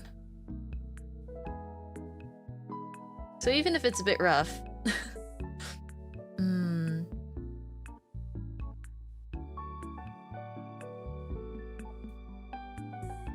I hope my love and passion for the series comes across. Oh, this looks pretty... this looks pretty awful. Oh, that's so cool! Yay! Happy, happy, happy. I also kind of like that this brim looks like a sun. Because then it'll... You know, the sun and the rain. I like motifs like that.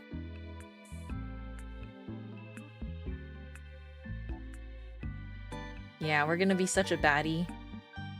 We're gonna look so cool while doing it too. I feel like I'd like to think the skirt contraption is also stuff that just like tucks in. You can just like fluff it out. Oh, I guess the corset though. I guess you gotta pull that together.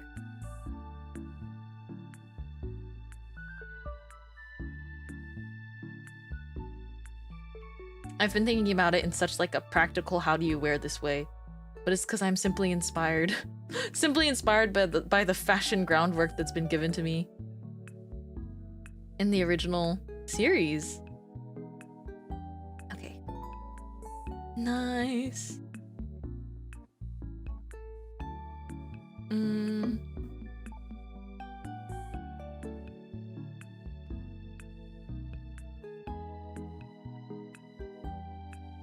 I'm gonna clean up the layer with the head now.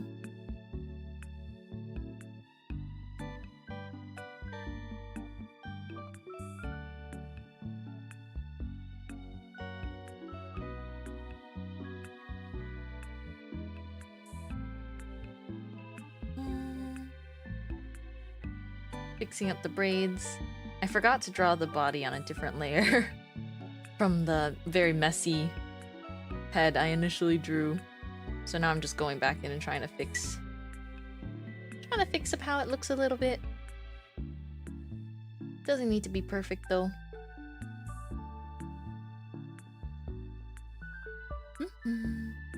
Not looking for perfection, looking for really cool design. That's today's goal.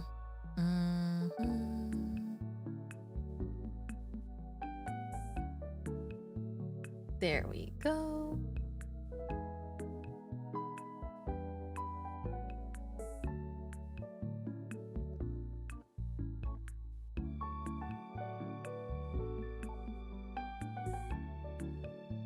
Okay. Nice.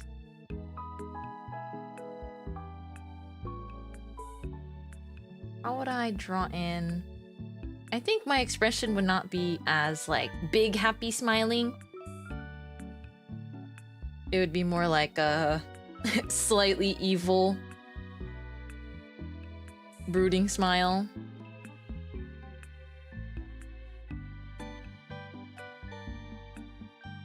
How do I do the eyes?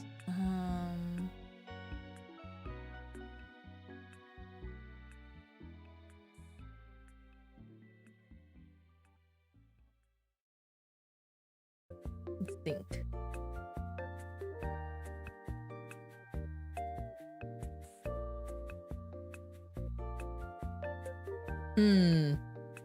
It doesn't show through the hat very much, but that's good.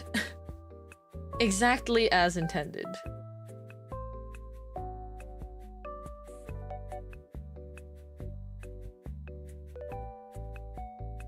Let's take away the hat for a moment so I can just focus on drawing a decent face.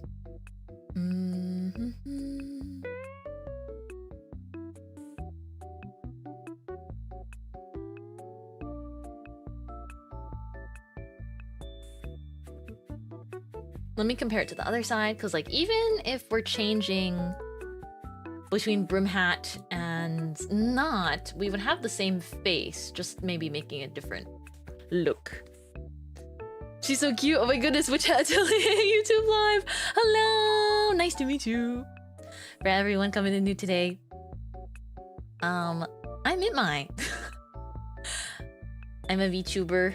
And I play games, and I do art streams once a week, and I really like Witch Hat Atelier. I like fantasy, I like well-written stories. And I'm normally a little louder and a lot more, a little bit louder than this normally. But the allergies have messed with my throat for long enough.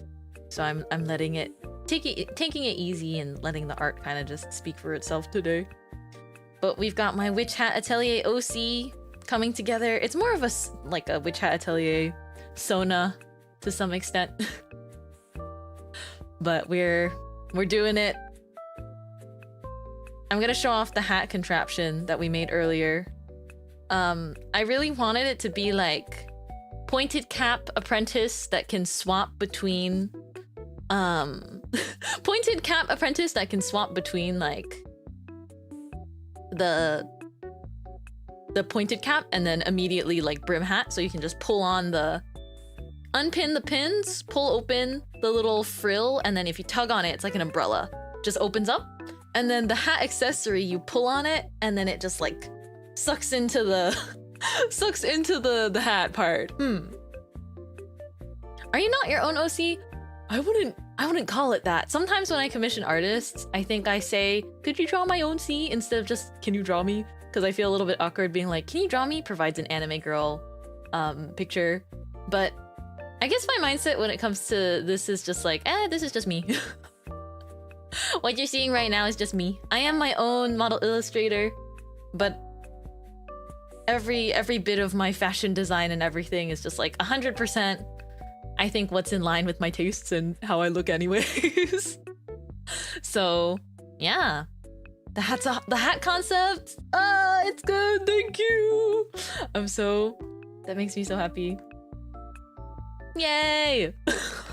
I was cramping. My brain was cramping throughout this whole thing. I had like full moments of just like silent focus where I'd be like, oh, I'm very sorry for dear VOD watchers, I'm very sorry for any of the pained groaning that there may have been earlier where I was like, ooh, I don't know how this looks, ooh. That's how every designer is thinking in their head as they're designing. But yeah, look, we're all cutesy innocent. The cape kind of opens like curtains because I think it looks cute. But the cape can come off and reveal like, you know, a little bit of a different look. And then the skirt also, more comes out of the skirt and a corset gets added. That's pretty much my concept with it. I was wondering maybe I should add like something that looks like the loose version of the corset so that it makes sense that it can just like cinch in.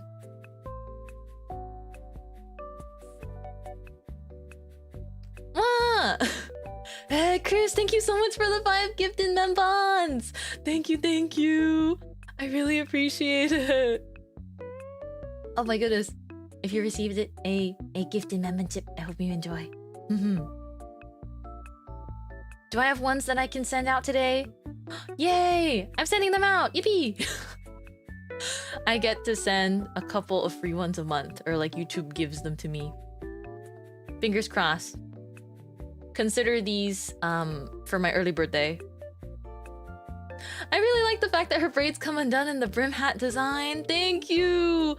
I can undo my braids too, so it's kind of it's kind of inspired by the fact that my donut braids, they're literally just regular braids that are like secured more tightly, and then you just pin them up like this with the bows. I think because I wanted it to feel a little bit more like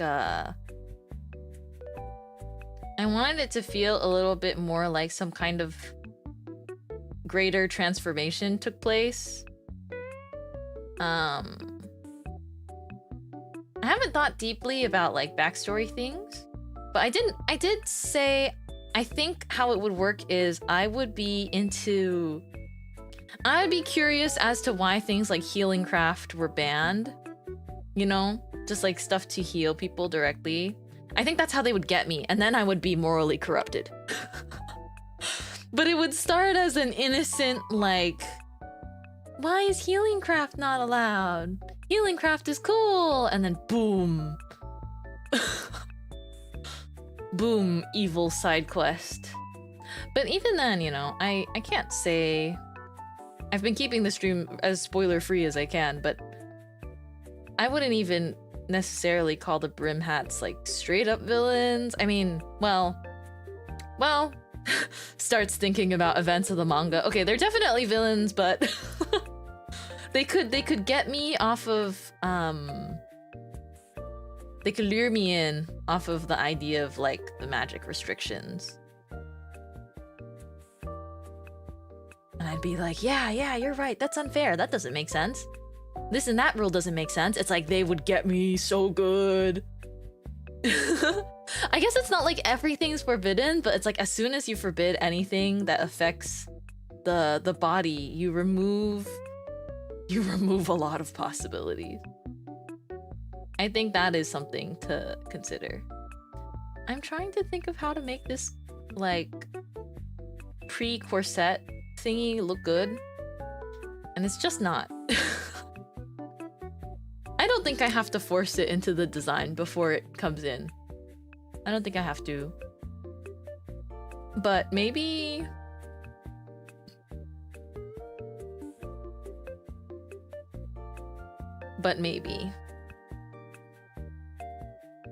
I don't know. I'm not so sure. I'm like... If I did something like that and then changed the corset...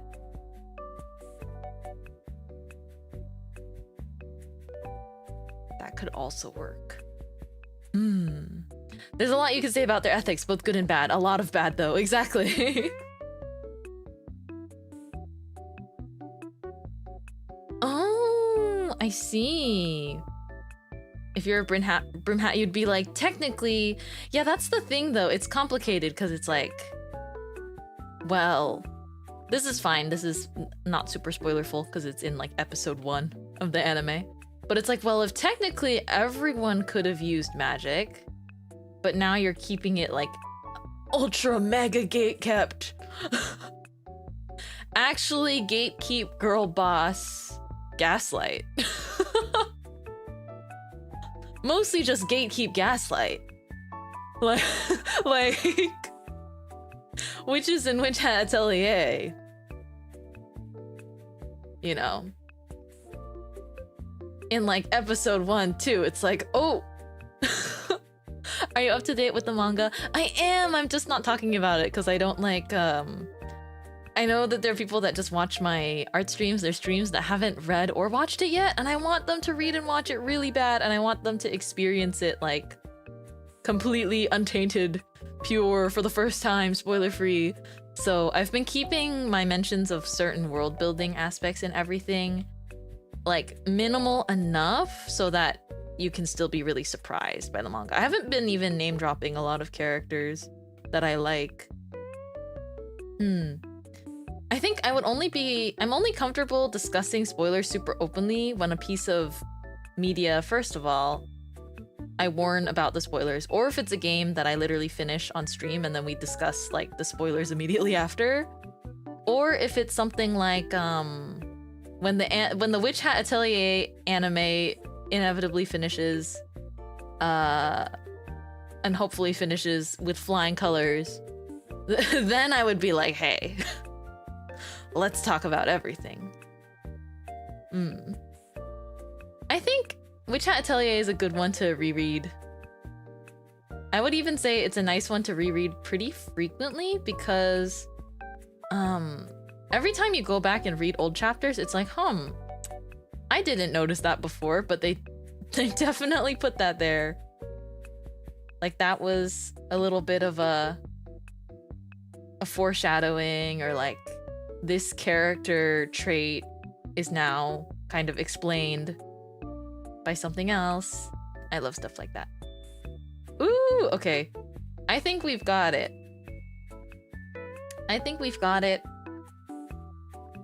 Except for the fact that I think I got the anatomy a little bit off. Her head. The head size is off. That's okay. There are some times where you can just liquefy your way out of an anatomy issue. And this is one of those times. The head was a little bit too small because I'm trying to make these two drawings like the same scale. That is close enough for me because the hat is a really big part of this. Okay. Let's go. Sweet. Here's our design. I am still... Something about the one on the left still bothers me. There's something about the cape that bothers me, I think. But I'll think about it. There's something about this like curtain cape situation that I'm not vibing with. Yeah, there's a lot of foreshadowing. Yeah, it's so good. It's like my other favorite. Actually, I think my favorite manga for now.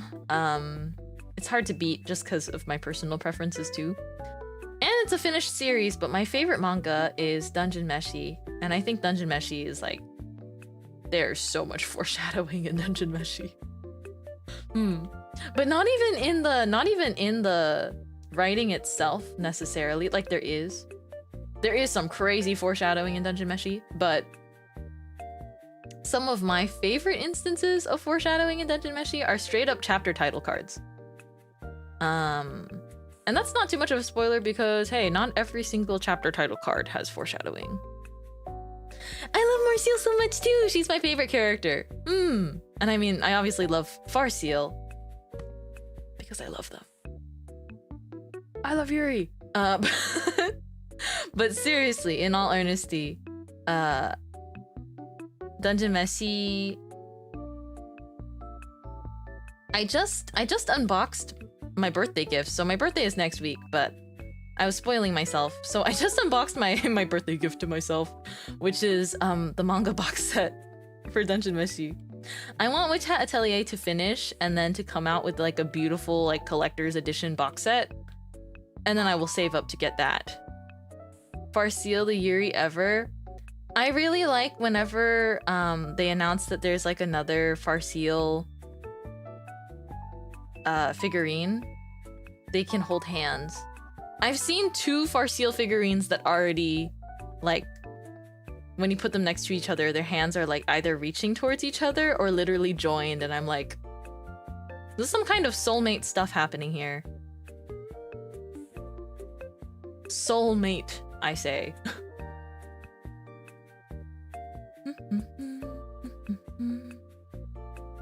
I don't know, there's something just very beautiful about their relationship.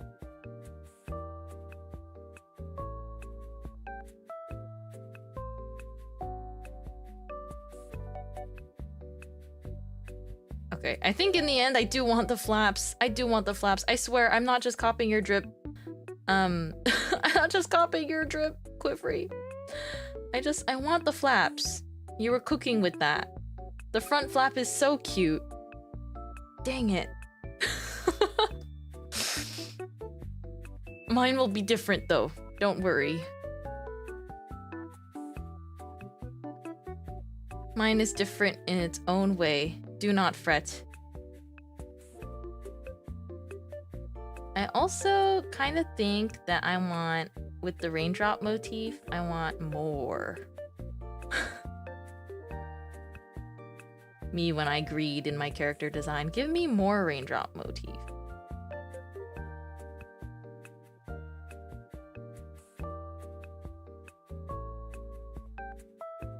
Also, because these chains, I love when there's like a little coat chain. Like, that looks awesome. And there's 4 raindrops, because 4 is the number that represents death. And I think that's pretty metal. Will I expand on that thought? No. The apprentice outfits are just really good, aren't they? Right? They are! I love them. Okay, let's copy the chain over here.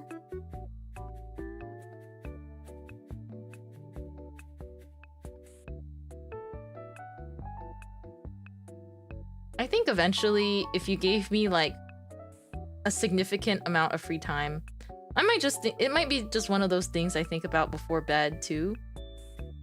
But if you give me enough free time before bed, I could cook up more backstory and things like that for an OC.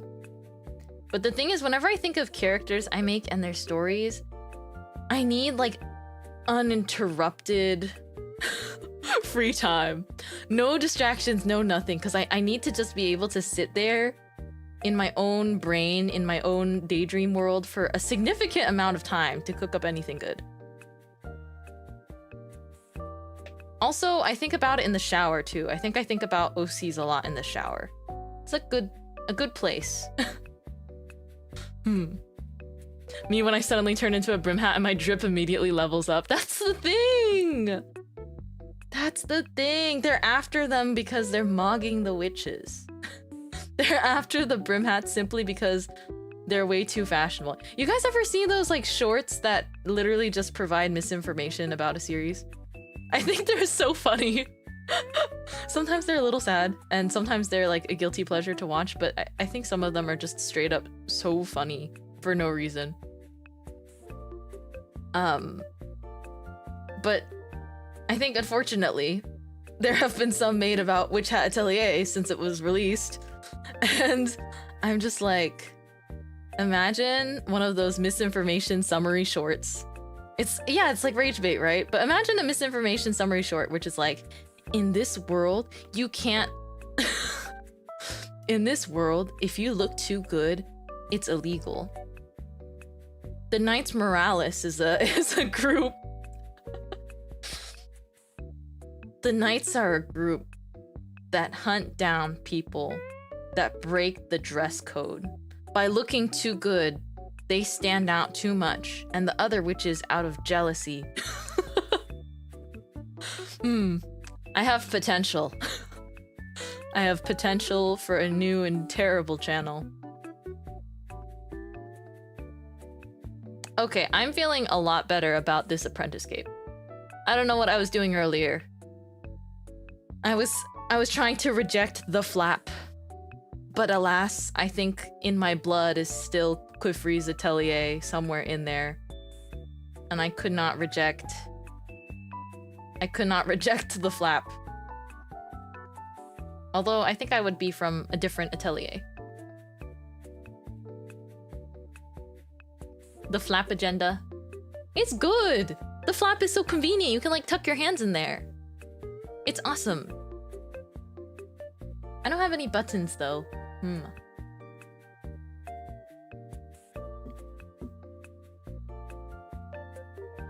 But yes, I think this is great. Beautiful. We will get working from here. You can hide your hands in drawing. Yeah, I think I made the cape so that the hands can go through here. You know? The hands, they can just go under anyways. But I think the flap is nice. Regardless. Okay, feeling good about this, which is always a good sign. Let's move.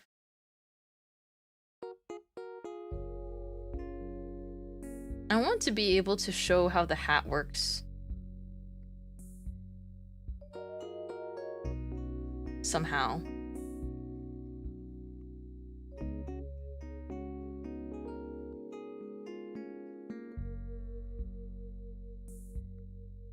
I think I can include it on the side here.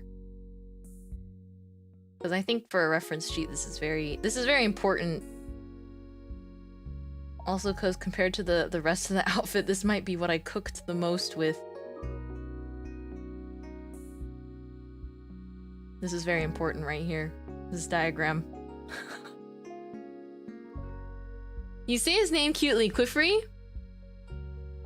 It is Qufri, is it not? Qufri? I think I say it like Qufri because I haven't been able to say it any other way. There's also the part of me that I saw it wasn't just an experience of mine, but because I grew up learning Chinese, there's part of me that reads it as Qifri. And that's different, definitely not the name. But because Q, when you're like romanizing Chinese sounds, it's like T sound. Raid! Ah, thank you so much for the redirect. We are drawing today. I hope you had a good stream. We are doing some art. Da-da-da-da. A little bit of a Witch Hat Atelier OC artwork. I think I'll write that down here too.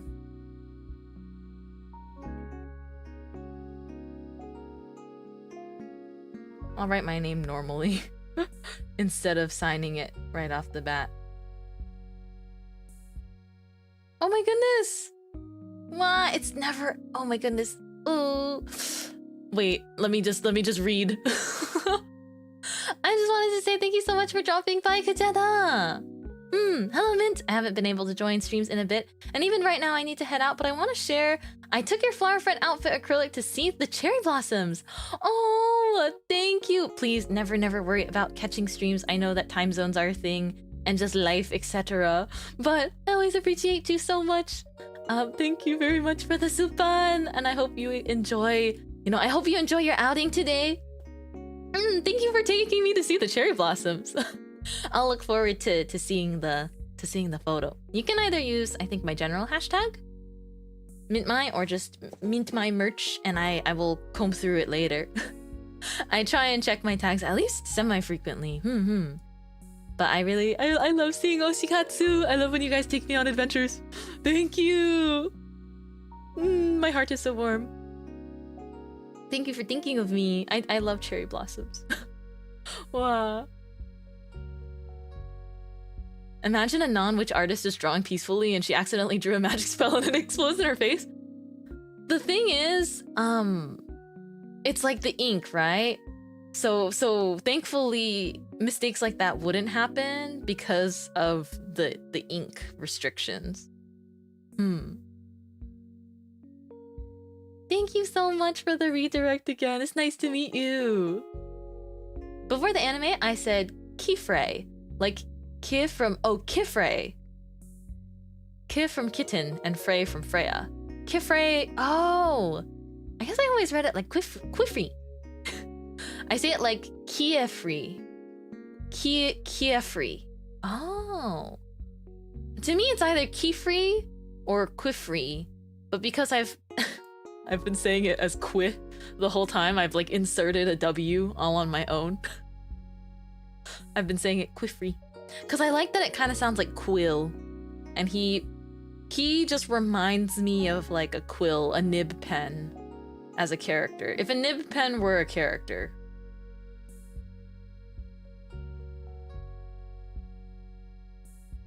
That's what I would think of. It was a silly thing. Yeah, I feel like that would be really awkward. I think it would be awkward if you got an apprentice.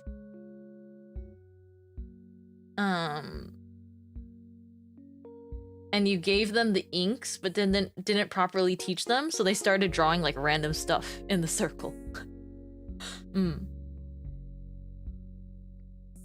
It makes me think of Owl House. Oh, did you know? Did you know that the creators are fans of each other's work? There is Owl House fan art drawn by the Witch Hat Atelier artist, and there is Witch Hat Atelier art drawn by the Owl House creator and director. So the actual parallels of drawing the spell with the circle is, I think it's kind of a reference too, no?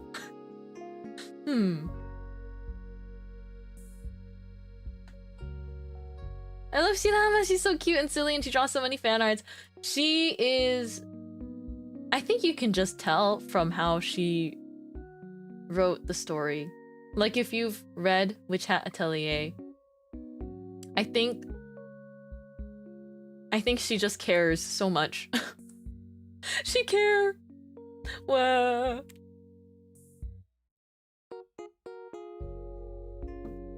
I adore her. I adore her so much.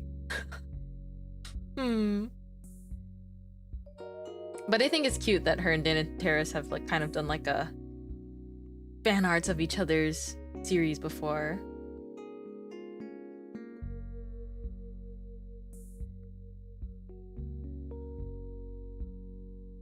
I feel like because this is an OC that's based off of me, is it better to say persona? Self-insert? My Witch Hat Atelier self-insert? She's a huge inspiration. I think she's a really great inspiration to have. A great artist to have as an inspiration.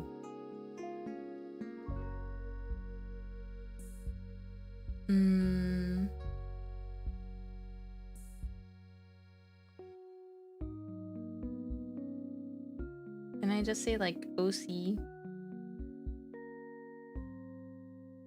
/ Sona? I haven't made like a fandom OC in forever, probably. I don't know if I've made one for... I must have made one in the past, but I just can't remember. Oh, just kidding. I definitely just remembered a fandom OC I made. It took me some time to remember, but I was like, oh, what fandom did I make an OC for? I've definitely done that before.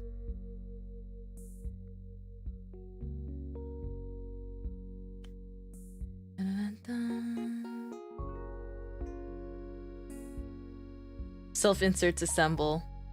Yes. I mean, you ever love a series so much you draw a self-insert? That's powerful. It's powerful stuff. Okay. Let's do a little bit of coloring.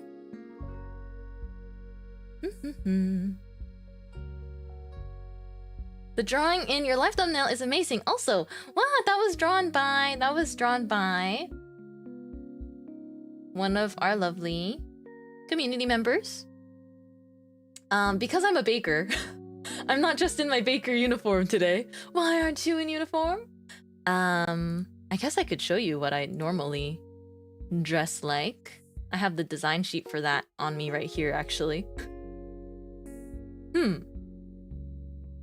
We've got a lot of new flower friends here today, but if you're here with us, you can consider yourself a flower friend. That means you're this. This little fluffy bunny made of flour. But yeah, this is my typical uniform. I have a hat that's like shaped like a bread bun. Yeah, and I did all this design. I designed my outfit too.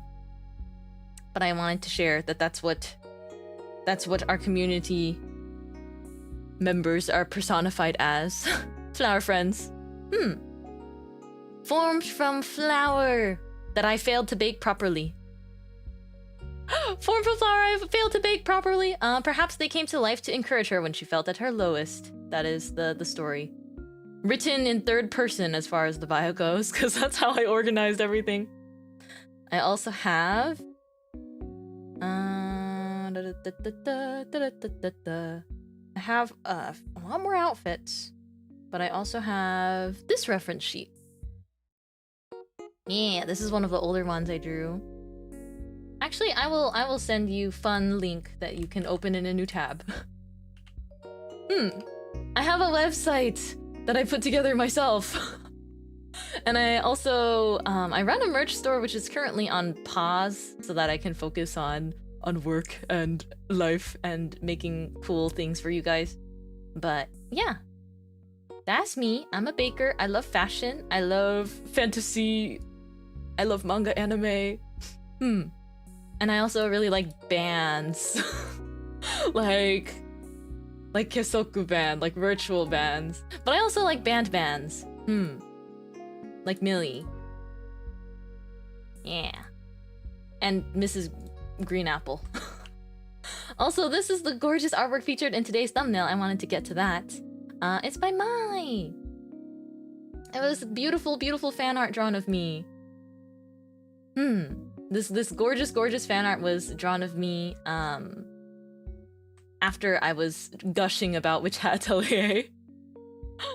Yeah, and if you're new here, here's my Twitter as well. That is mostly where I update things outside of YouTube, but I post a schedule every Monday for the week. And my birthday's next week, yippee! We do fun stuff here. I might have a small gift prepared for you on my birthday. A small one. Either on or soon after my birthday, I have a little something prepared.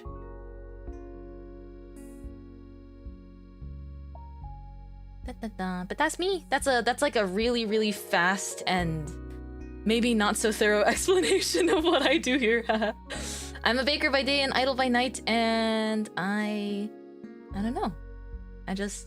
I love what I love. I'm very passionate about it. And we also do art streams once a week. So there won't be any shortage of those anytime soon, I would hope. But yeah, art streams are once a week, every week. I try to keep them on weekends, but sometimes I need to move around how my week looks. So they wind up being like in the middle of the week. Or there's a short gap sometimes. It just depends on how everything is looking. My schedule. I think this upcoming week, because it's my birthday, we might not have time to do a specific art stream. Mostly... Oh, actually, we might do an art stream on Friday. It's just I want time to play Tomodachi Life. I want time to play Tomodachi Life and stick my friends in there. I want to plop them on my island.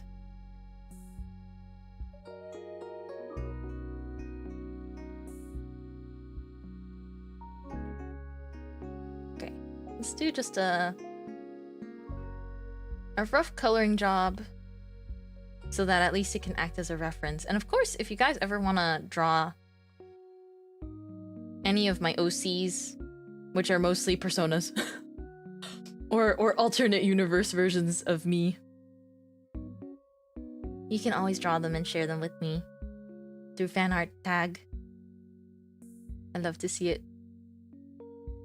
So if you want to play around with this design too, or just draw it because you think it looks cool, I highly encourage everyone to just enjoy art and design and whatever way works for you. I mean, I personally also really love stick figure drawings. I have friends that don't draw, but I really, really particularly love when they draw stick figures because they're full of character. Happy birthday, Mintmai! Oh my goodness, thank you! Thank you for the early birthday. I've been thinking about it because it was a goal of mine to finish certain things by my birthday so that I could totally unwind and enjoy my birthday. So it's interesting, huh, to treating my own birthday as a deadline of sorts. So I've been like, okay, 7 days until my birthday. Let me just make sure everything I need to do is done. And then I can relax and eat cake and pet my cats. That'll be a dream. Life could be a dream.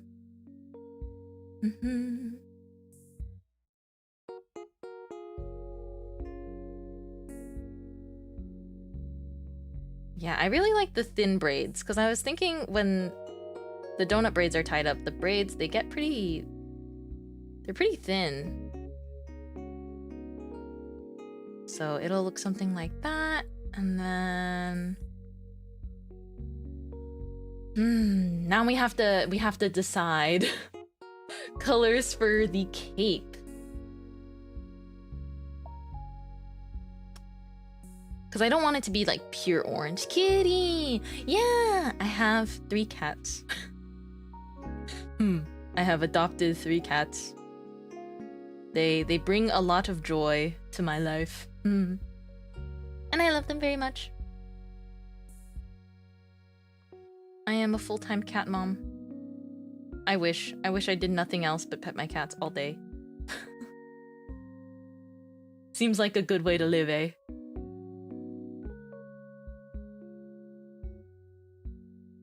But yeah, full-time cat mom I am. It was like friends' cats had kittens, and I was like, oh, I guess I'll take some cats. And then my first cat was one that just someone didn't want anymore. And I was like, but he's perfect! But he's the most perfect pretzel guy ever. I'm gonna be distracted and I'll also show you my cat. Not a photo, but this is what he looks like. This is my cat Pretzel. I wrote him a little backstory too, but the truth was more like someone had him and didn't want him anymore for whatever reasons, whatever personal reasons. But I was like, he's perfect, and he's so soft and he's so sweet. Oh, my baby. I'm very attached to all three of my cats. I think I talk most about Pretzel though, because his personality is interesting. Actually, all of them have very interesting personalities, but Pretzel particularly, I think it's, I don't know. He's like a very nervous cat, but then he's so cute. He's so clingy. Like sometimes when I lay in bed, so he sleeps on my feet at night, and then also sometimes when I lay in bed, he comes and like joins me and basically wants me to like spoon him.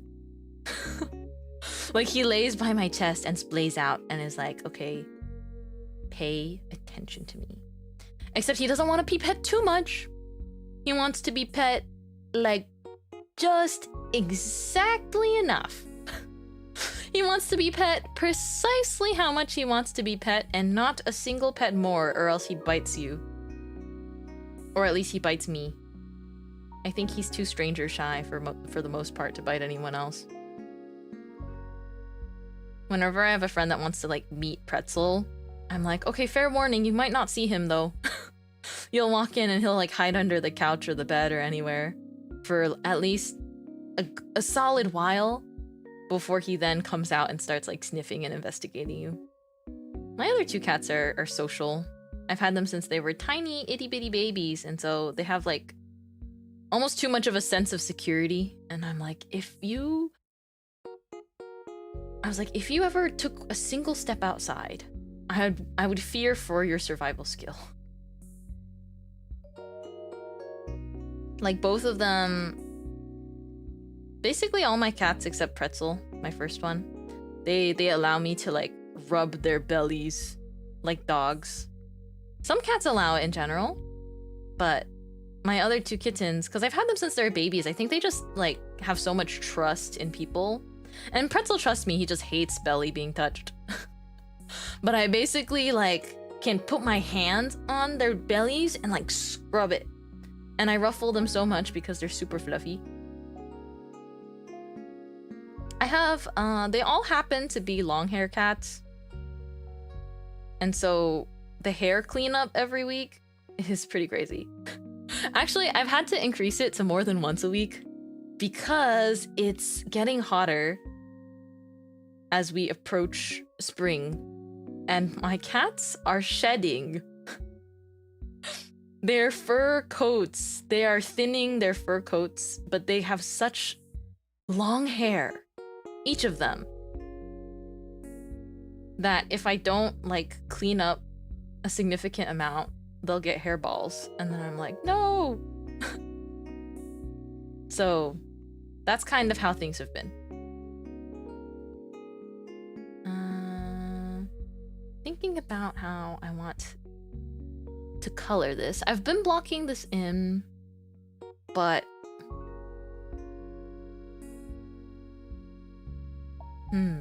I feel like something about the style of Witch Hat Atelier I really appreciate is the colors are relatively simple.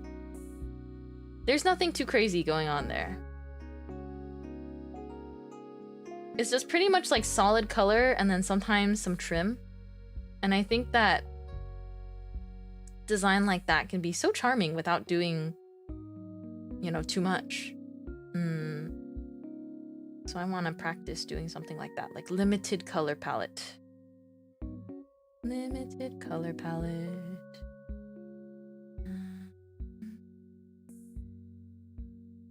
I think this would be like, yeah, a golden color.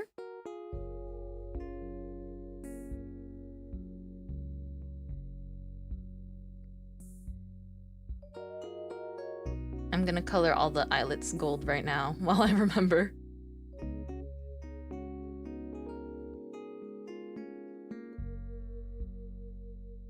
Dun, dun, dun, dun, dun. Laying down color is always such a satisfying part of the process. It's like a reward, seeing it come together.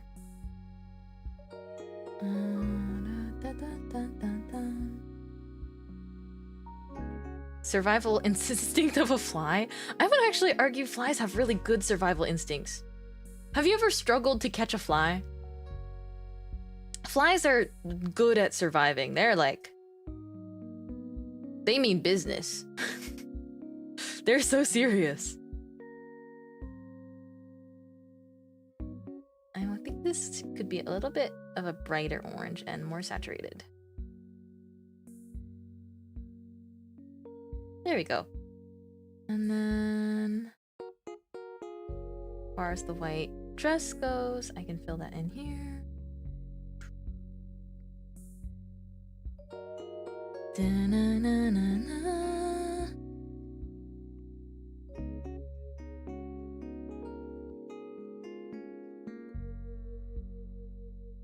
I don't think flies are very smart in France.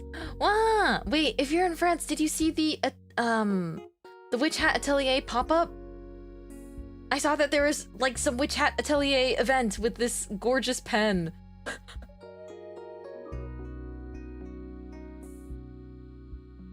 I saw so many beautiful, beautiful things. But I got it on my feed and I was so envious. I was like, what? This is so beautiful. It should have been me. But it also should have been you. But it's just... I wish it was everywhere. I wish the world became more Witch Hat Atelier pilled.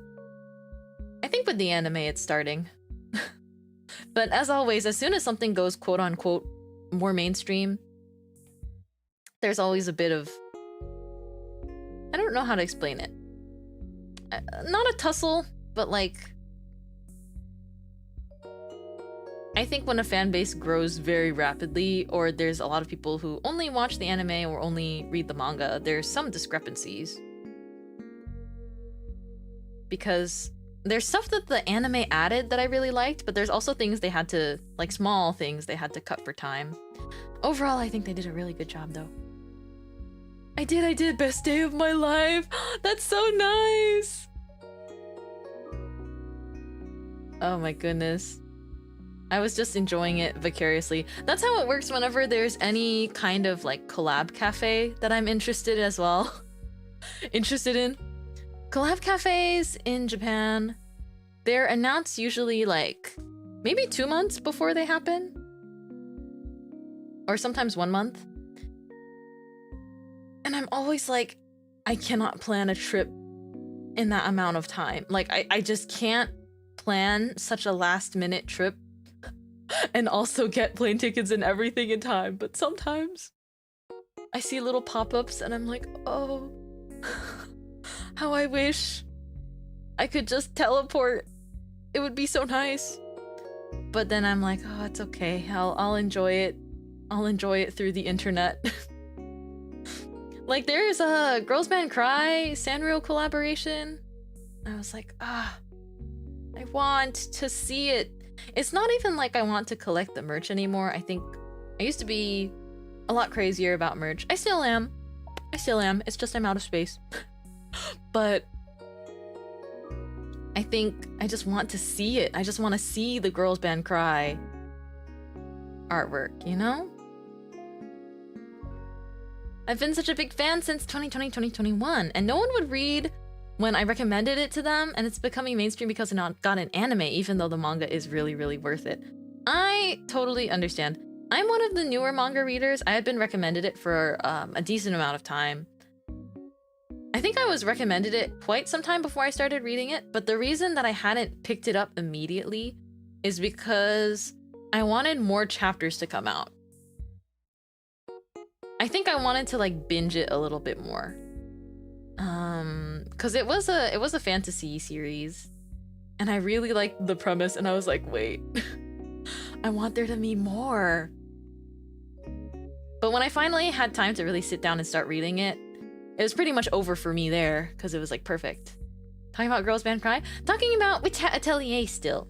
I did bring up Girls Band Cry for just a moment because there's a Girls Band Cry Sanrio collaboration. And I was thinking about how whenever there's these like pop-up collab cafe things, it's like it's impossible to plan the timing of a trip to meet things that you want to see because you don't even know if what you want to see is going to be there. But it's okay. I'm happy looking at the official collaboration artwork over the internet. I saw it on Twitter. So it has to be real. No, it is real though. There's like an official Twitter announcement. I get it, because otherwise you have to wait for a new chapter. It's worth it though. I think now that I'm reading Witch Hat Atelier, what I do is when I miss it, when I'm thinking about it and I want, you know, we're waiting for the new chapter because look at the quality of every single chapter. Like that takes time, right? Obviously. And so whenever I'm waiting between chapters, I'm like, I'm gonna reread it. Or sometimes I give myself a little bit of time so that I forget about the main plot. And then I go back and I reread it and I'm like, wow, it's so peak. If you give yourself a little bit of time between, you'd be surprised how much fun it is to read something and then forget about the main plot for a little while and then go back to it and it's like, oh yes. It's not exactly like reading it again for the first time, but it's the closest thing you can get to reliving the experience. It's like if you allow yourself to forget a little bit of the main plot, then suddenly everything is like sort of fresh to you again upon a second watch. Yeah, the quality is just, I could gush about it all day. I guess that is what I am doing today. I'm gushing about it all day. That is exactly what's happening. Let's see. I want to draw. I think leggings. I want to keep the colors sort of consistent. I think I want more gray leggings though. Let's do more grayish. A little more neutral feeling. And then the shoes will be brown.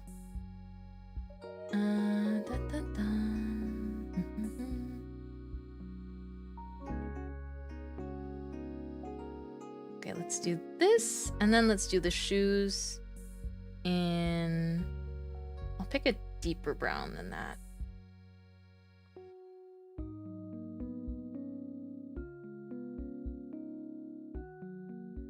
I think I'm gonna reserve some of the blue colors to add in at the end in the little raindrop charms, and also I'll see if I can incorporate a little bit of blue into the hat because I like that, but we'll see.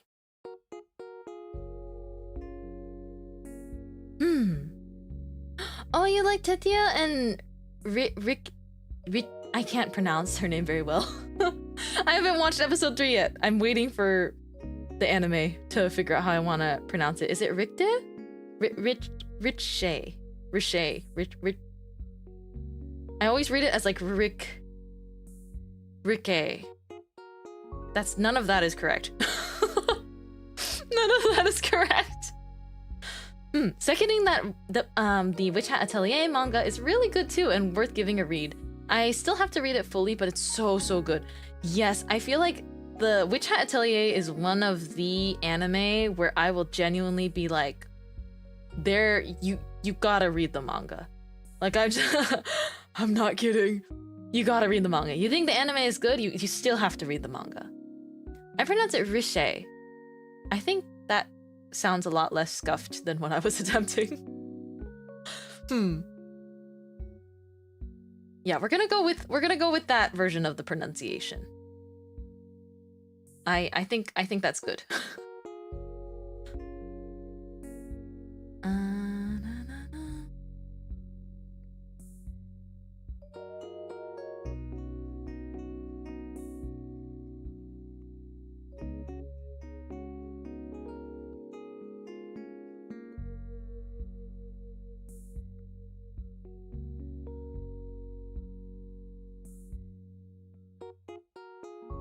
not exactly rendering it, but I'm trying to give it a little bit of that marker color feeling.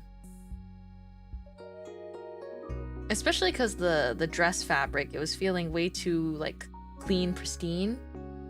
We have to give it a little bit of color just to make it more... It'll feel more worn this way.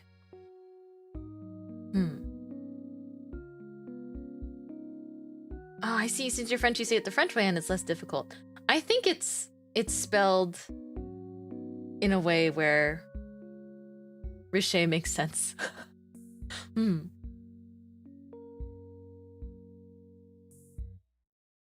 Thank you for teaching me to pronounce it. I will pronounce it that way for now because I genuinely didn't have an English pronunciation for her name.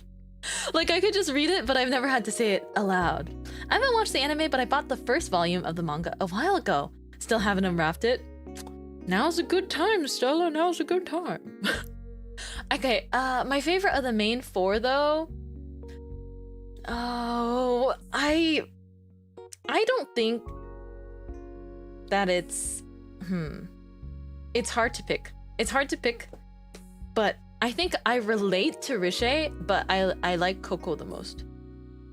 I think Riche feels a lot like part of how I was growing up, and that's why when I read, or when I learned more about her character, and how it's just like she wants to do things her way, and she just wants to practice the magic she wants to without studying. It really reminds me of me always kind of growing up, at least, being like, I want to draw the things that I want to. I don't want to draw cubes and learn perspective. But of course, later you learn that you need the fundamentals to then better inform, like, drawing what you want to. But when I was young, it's like, I want to draw exactly, like, I want to draw anime girls, but I don't want to study anatomy. Like, that was just such a common thought for me at the time. And my mom was always like, well, you gotta learn everything else if you want to do art. And it's like, now I understand. But also, even so,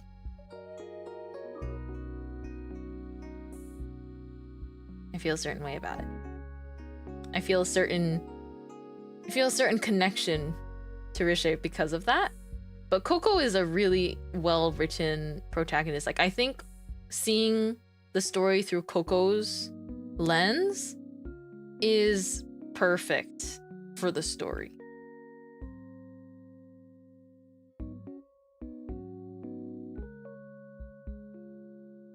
Coco technically getting what she dreamed of for so much of her life, but at a very high cost.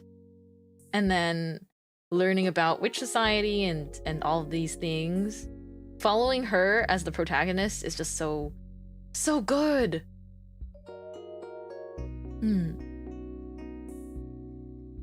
I started with the manga before the anime announcement, which made it even more exciting to see it announced. I think it's gonna open it up to more fans. For sure. I just think that incredible things should be shared, and I personally, of course, hope that things that I love so much can become popular so that more people are aware of something that is so good. It's like, I think about this, not super often, but a decent amount, where I'm like, sometimes if someone doesn't know, like, my favorite, or if someone hasn't, like, read my favorite series before or something, I'm like, they don't know Peak. But then it's like, it's true though. How would they know unless they were introduced to it? You know? It's like, I can say as many times as I want that Dungeon Meshi is incredible and the writing is so good and it has so many wonderful themes, but that's not going to make someone read it necessarily. Like, I can't force someone else to like the same things that I do or to, like, give it a chance. But the best thing I can do is, like, support it, you know? In the way that I want to. I can support it how I want to. And then if people are interested on their own and they gain an organic interest through me just being excited about it and talking about how much I love it, then I already consider that a kind of win.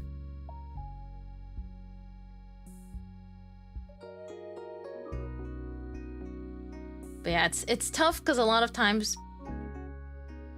people won't give new things a chance just because we say, it's so good though. Look at it.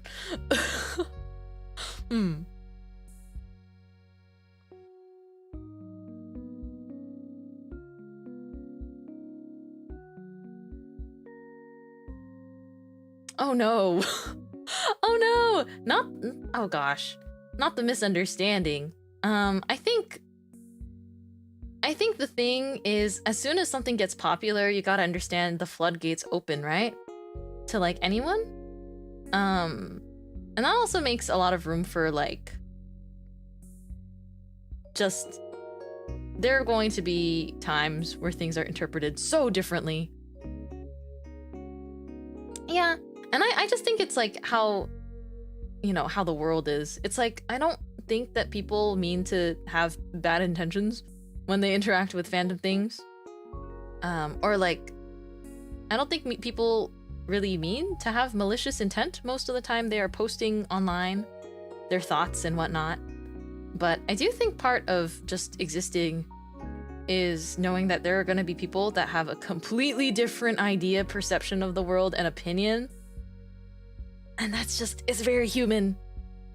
It's very, very human. But I think there's also the matter of like media literacy, where it's like, you gotta take what you're given sometimes and then process it. Like really, really think and process it in your brain. But I think it's hard to expect that from every single person because we just have such different lives. People have such different lives. I think that's just part of being on the internet. It's like, if you want, the way I go about participating in fandom is like, if I like something, I like something, and I may share like, oh, this is why I like it and this is what I love about it. But I don't really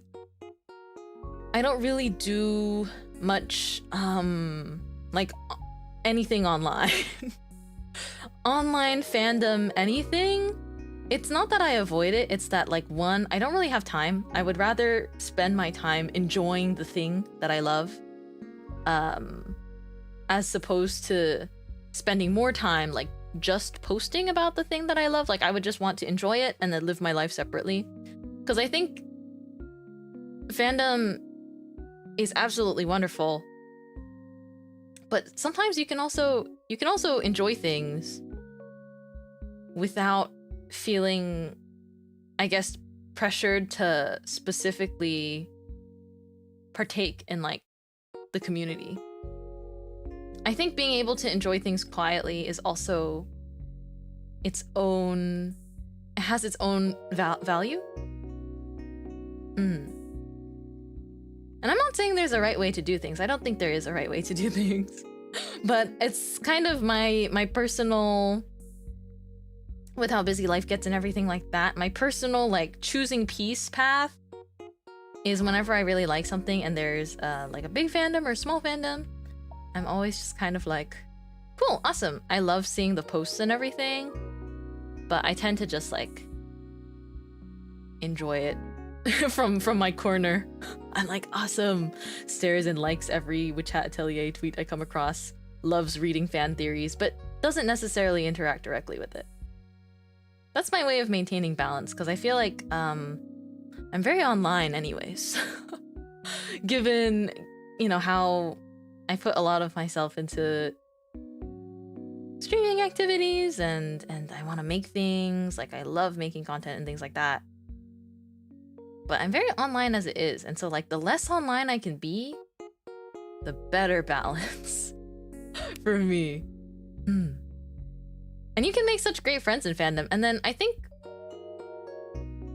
in the past it's like I have gotten into fandoms, but I just enjoy it alongside like the same oomphs or friends that I know. Cause then it's just very chill. I don't know.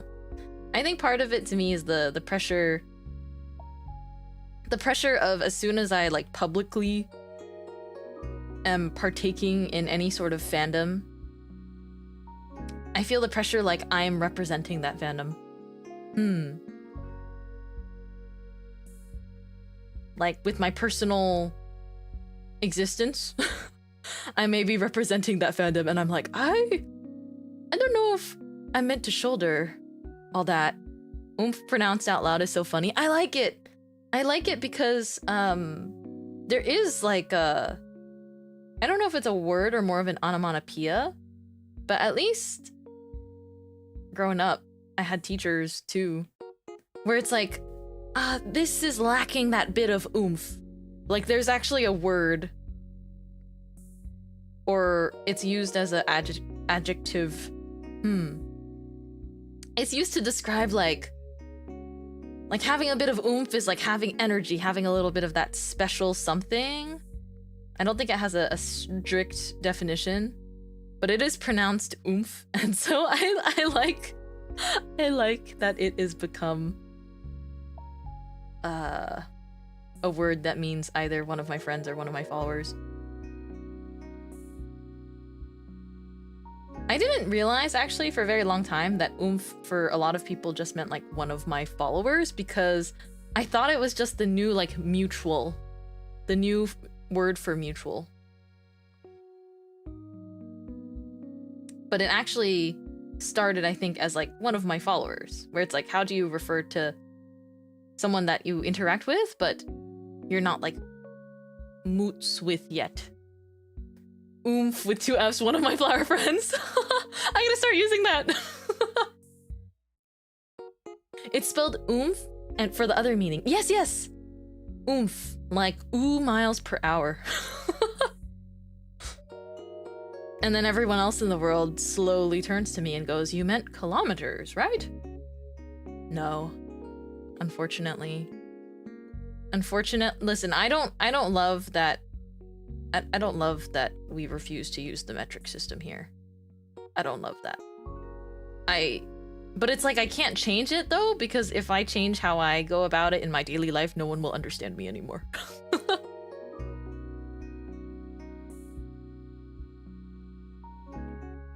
Good for you. Who is that child you brought to your atelier? That's oomph. One of my apprentices. That's Uma. One of my apprentices.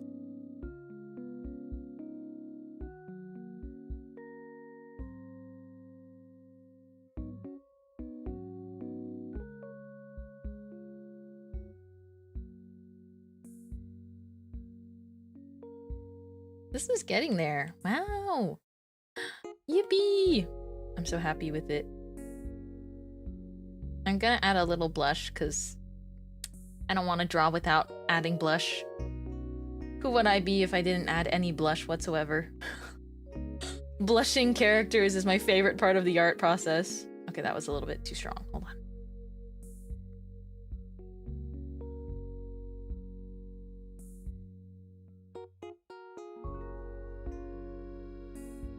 More subtle here.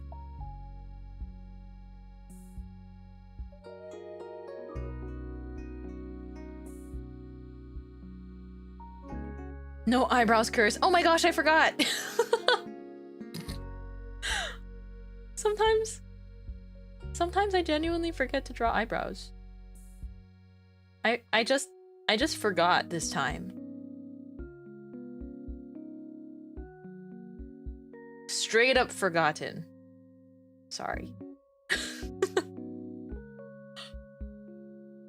Here we go. Hello!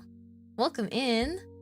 We have been drawing and designing my Witch Hat Atelier persona. I felt like it was a bit too monocolored at first, but then when I look at the cast of Witch Hat Atelier, they often stick to their color palettes. So I'm not too worried about it.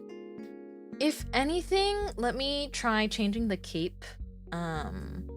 If you zoom in a lot, it's really hard to see, but I made the raindrops like prism color. Very simply, it's like white, blue, pink. They're just supposed to be like clear glass. Let me see if it looks better in like a blue.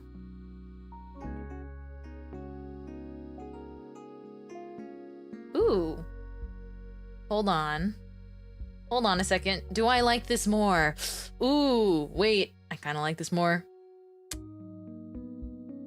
I remember watching you play Minecraft. You streamed on Twitch, though. I used to stream on Twitch, and then I moved. I moved to YouTube.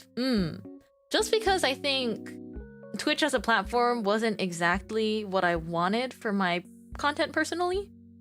It was very much a personal choice. I was like... And I'm really grateful for anyone that moved along with me. But it was so much a personal and selfish choice. Because most of my audience was previously on Twitch. But I think YouTube fits better with my style of making content. My style of streaming, more like, it's like on Twitch there's a feeling that you kind of need to stream for really long hours. While on YouTube I can preserve the VOD, and I tend to stream for not that long. I prefer like shorter time, but like I feel like I had a really fun and fully energetic stream, you know? Didn't mean for that to suddenly divulge into like a platform chit chat. But I think the teal looks really good. It's coming together well. I'm so happy. The nice part about streaming art is you guys being here kind of forces me to try a little bit harder.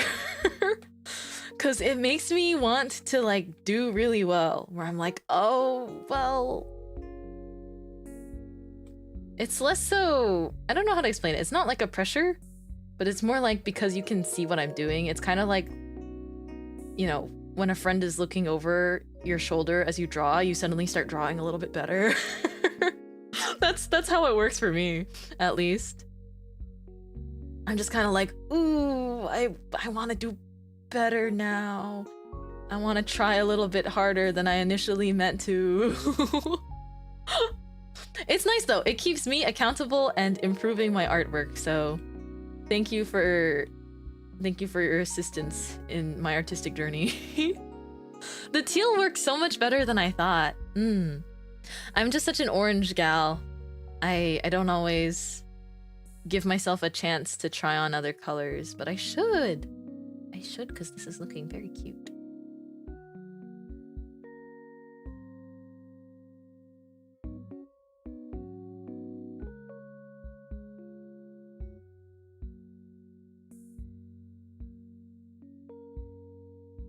I'm so proud of the hat.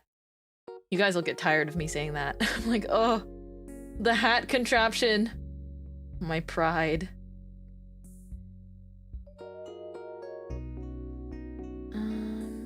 Let me make the layers into multiply layers. Okay. Sometimes when I make the line art layers into multiply layers, it makes them look extra nice. I can explain that logic later, perhaps. But it's like, if you do a multiply layer and then you make it colored line art, it layers on top of the colors you did under nicely. I think you can see a very subtle difference. Because I like coloring with... I like to make my line art brown.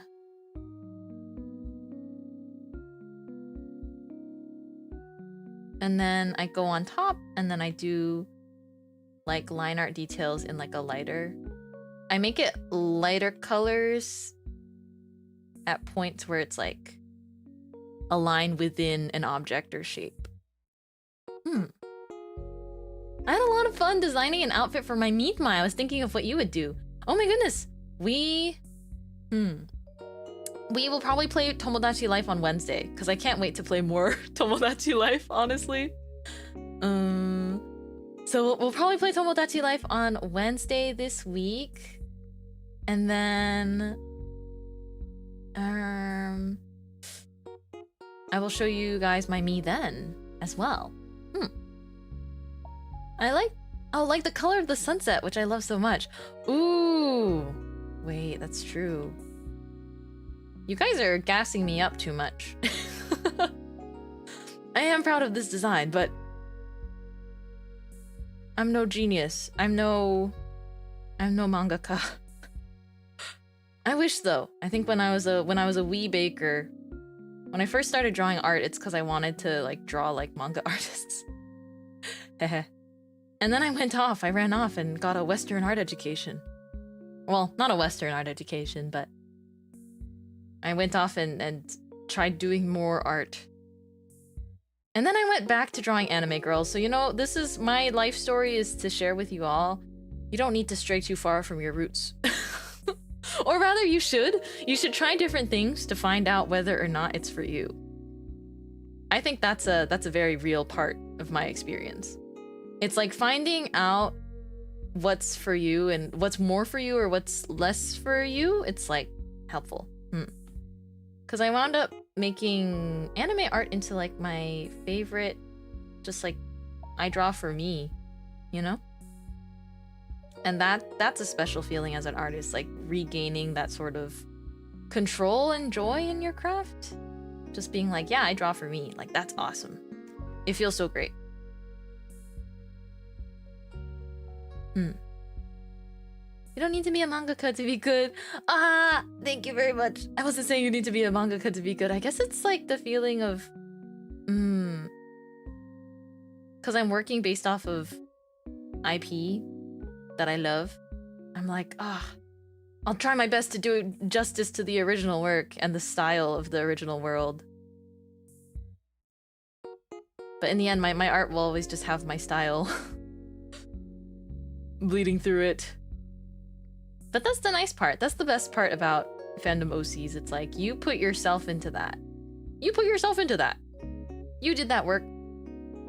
And you've made something special in your style that you can call your own, but like an homage to something you love. I think that's beautiful. Wow, getting so deep. I wanna see her. Hello, hi Sugi, my love. I've concocted myself if I were in Witch Hat Atelier. I drew for a while and it wasn't my thing, but everyone kind of has a different sort of niche that they excel in for art, I think, in any case. I agree completely. I think like my niche, or the niche that I found made me the happiest, was drawing character art. But it's like a long time ago, you know. I think there are times where it's like you might even be discouraged from drawing the type of art that you think comes the most naturally to you. Not to say I was particularly discouraged, but I like pivoted away from drawing anime style that I liked the most in favor of just trying to find out if more of a experimental or different art style like fit me better. But in the end, I came right back to my roots. And then I found out what I enjoyed all the time and what I didn't get tired of drawing, you know? Nothing is more fun than feeling like comfortable, but also like wanting to improve and hone your own craft and style. I think it's a special relationship, I think, that can only exist between like a person and their craft. I like Procreate more, but only because it's on the iPad and it's convenient and I can draw anywhere. Clip Studio Paint can also be on the iPad, but it is subscription based. So Procreate was a one-time purchase. That's kind of what sold me on Procreate. I was like, oh, great. I also think the iPad color quality is genuinely very nice. But if I'm drawing at a computer, I love Clip Studio Paint because the community and like the brushes that get shared, those are really, really nice. And I often wish that I could just magically port them to Procreate, but it doesn't work that way. It depends on the kind of brush, but yeah, it's like these Clip Studio assets, you can't just like, you know, use them outside of Clip Studio. I also like that Clip Studio has like a lot of really nice tools for perspective and character art and things of that nature. But Procreate is like what I consider the program I've been working in the most And I like it. I like it because it has exactly what I need. All I want is drawing tools. And I don't really do any 3D modeling or anything under, like, for poses and stuff. I like just straight up drawing as if pretty similar to how I just draw traditionally. Like, I think it's not super intentional or me trying to, like, challenge myself or anything. I just never got in a habit of using a lot of very digital unique tools. Besides maybe the liquify tool, which helps with, like, last minute size and anatomy fixes. But other than that, all I want is a pen and an eraser. Some pens and erasers of different sizes, and then I'm really happy just drawing.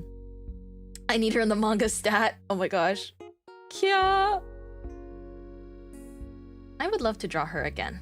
I'd love to draw Witch Hat Atelier Mintmai sometime again. She makes me happy. That's how I draw hair highlights.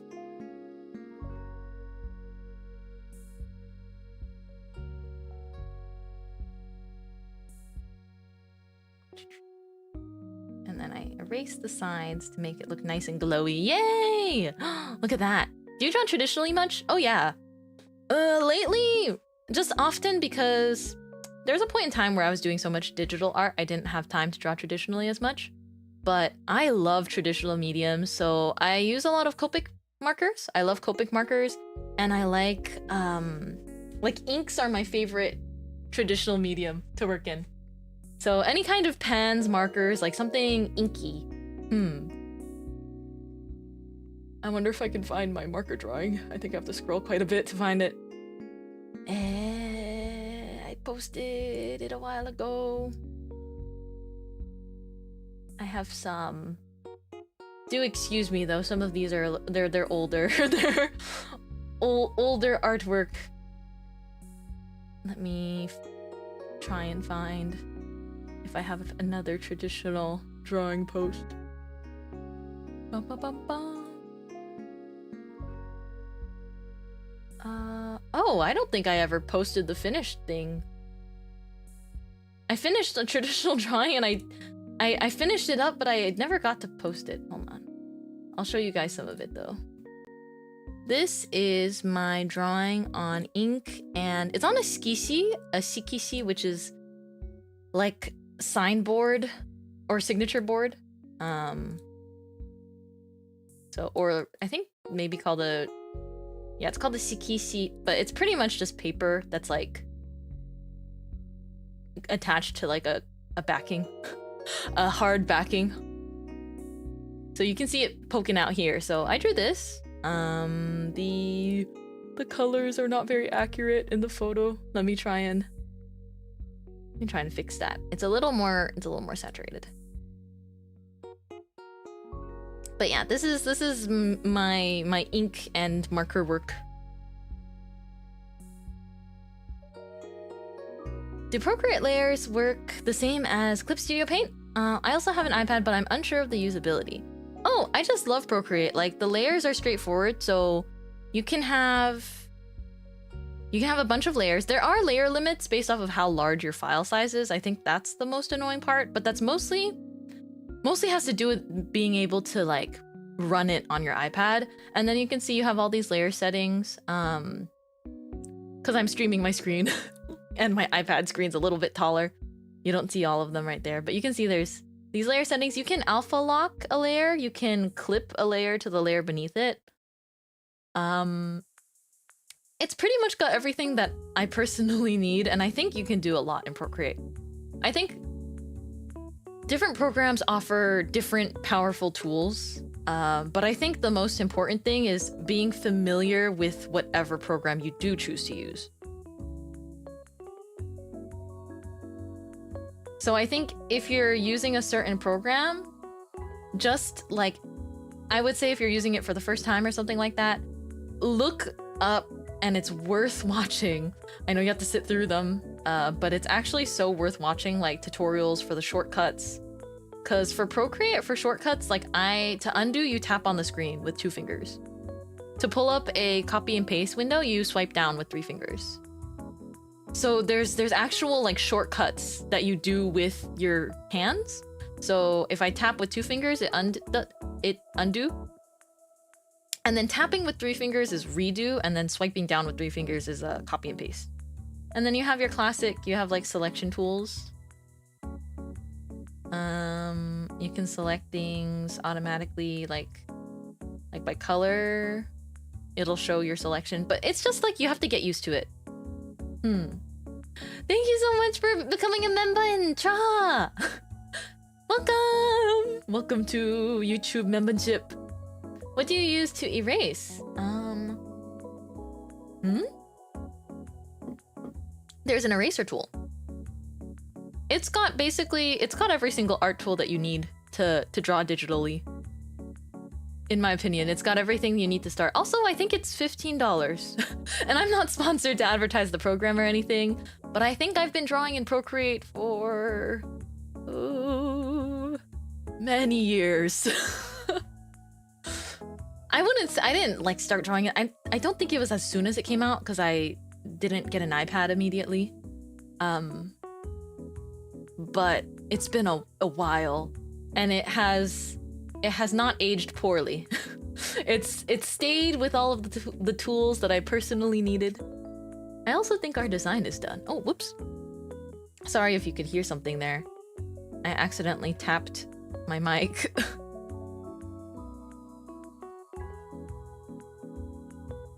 Fingers crossed that didn't sound terrible. Okay, now I just tapped my mic again. Just to see how loud it was.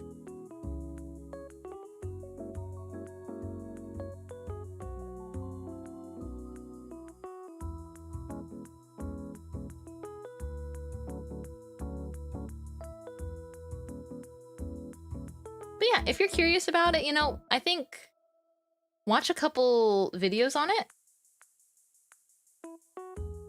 Watch a few like basic tutorials before you buy it and just see, you know, see if it looks like something that would be something that you want.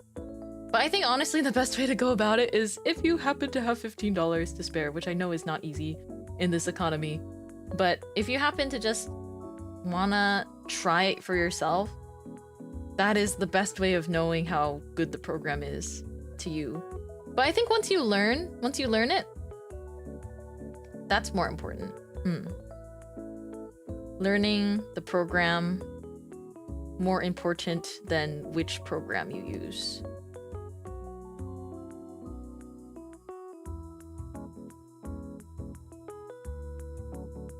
Okay, I'm just like adding like pin.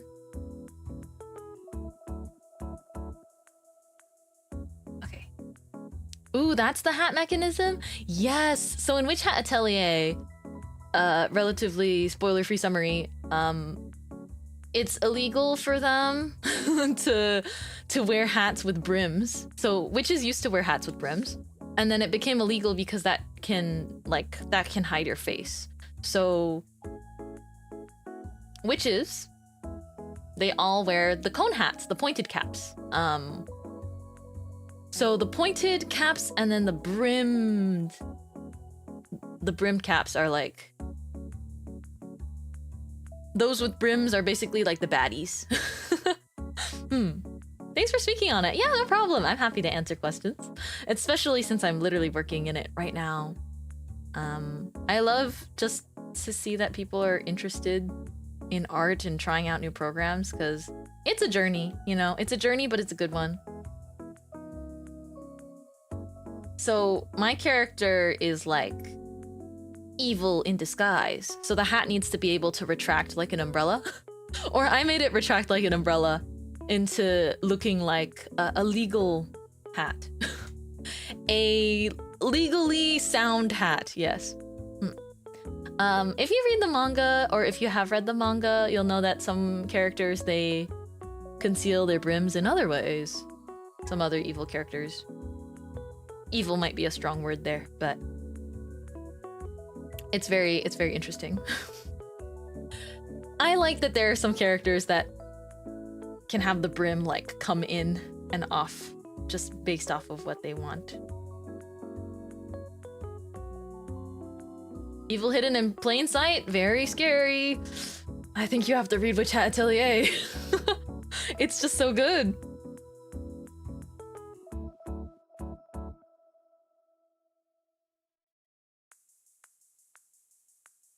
What would I call this? Hat transformation.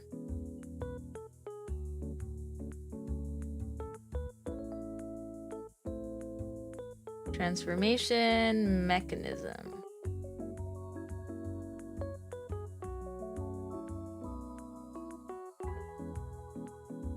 Yeah, hat transformation mechanism. There we go.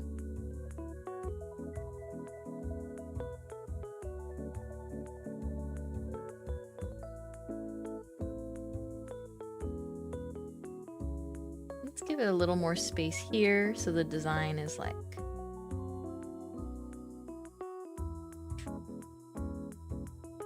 I might do like a very basic background design and make it look all pretty before I post it on Twitter. Yippee!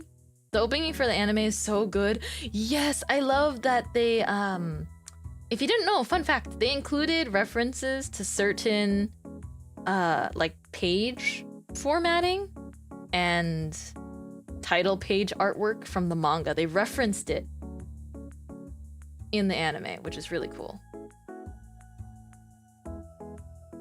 I probably will since I've had a lack of... Oh! You've had a lack of interest in media to actually watch or read. I think you need to... You know, how about this? Watch the first episode... Watch Witch Hat Atelier as it's coming out. Because I think... Lately, I think it's a lot easier to tell someone to, like, watch 25 minutes of anime. But you'll realize after watching the first episode that you can't put it down. And that's the point where I will tell you, oh, well, you see, you can read the manga. Yeah, that's how I've been, like, roping people into checking out things I like. I need to give them the easiest route to enjoyment first. I strategize it because I'm like, I want you to keep reading it. I want you to know how good it is. So look at how accessible it is. It's literally just 25 minutes. It's one episode, and then you'll be like, oh, but it's so good. And then you'll keep watching. And then I'll rub my hands together like a fly, and I'll be like, it worked. We have one more witch hatling amongst us. I actually started drooling, and that's kind of embarrassing. It's because I was talking in such quick succession. I started just drooling from excitement. It's that good.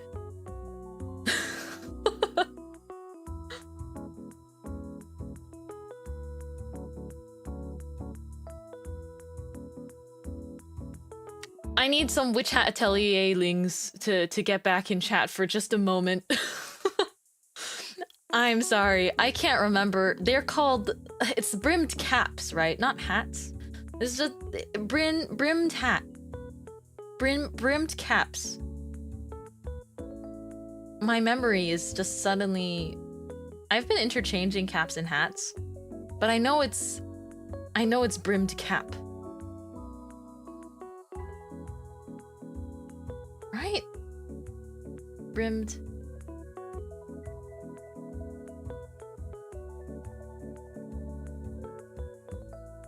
Cat?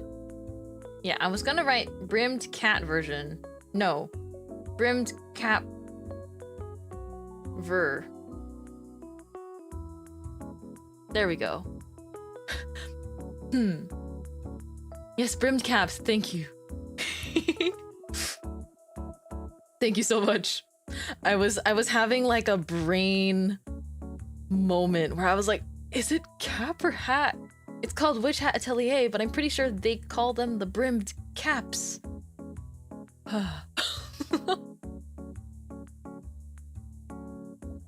What do you mean?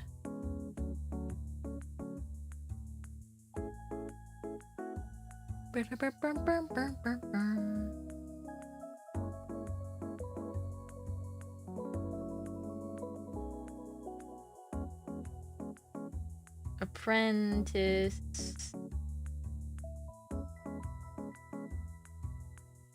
disguise.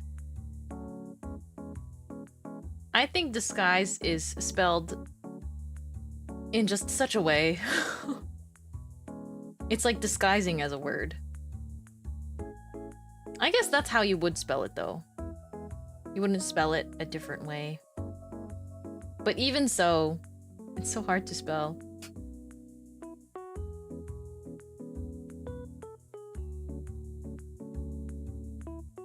Okay, wait, maybe I will put this, like, the labels down here. There we go. A little bit of graphic design is my passion moment.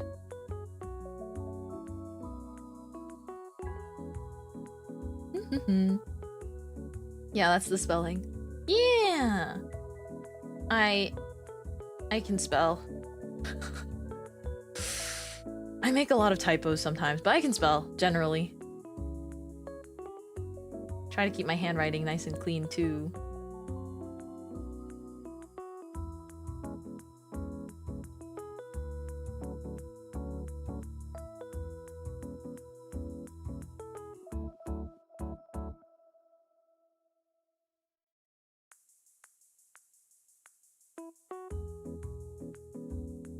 So proud of my silly hat mechanism.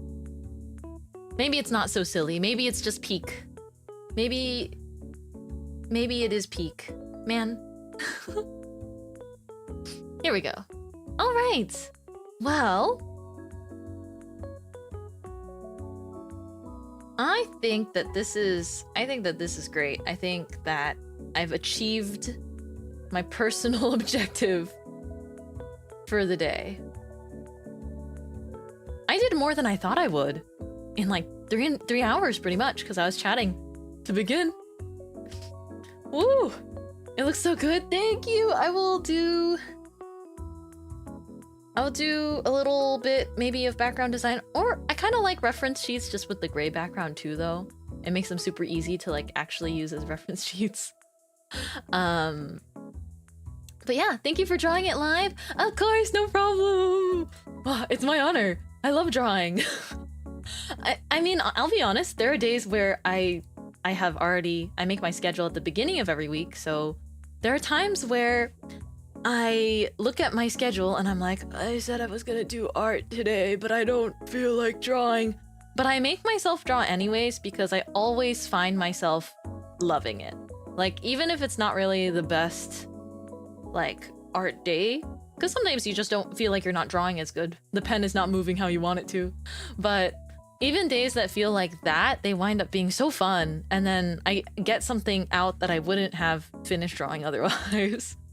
So yeah, thank you guys so much for basically being my art buff. Yeah, you're like a power up in a secret power up in a game. But I'm glad I finished this. I think there is an official hashtag for Witch Hat Atelier OCs, and I think it's WHA_OC, right? I think it is, because I want to share mine with the hashtag. It's fun. I have not interacted with Witch Hat Atelier fandom outside people who already knew about my streams and then learned about my love for Witch Hat after. But yeah, it was fun seeing it come together. I'm so glad. We will do another art stream soon, TM. But I'll bring us back to, you know, my bakery room, and then we can wrap up for today. I hope you guys have a lovely, lovely rest of your Sunday, because I need to figure out what I want for dinner. Yeah. All right, back to the bakery we go.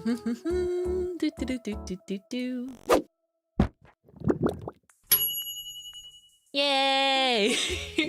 Welcome back to my bakery. Look, we've got some flower friends around.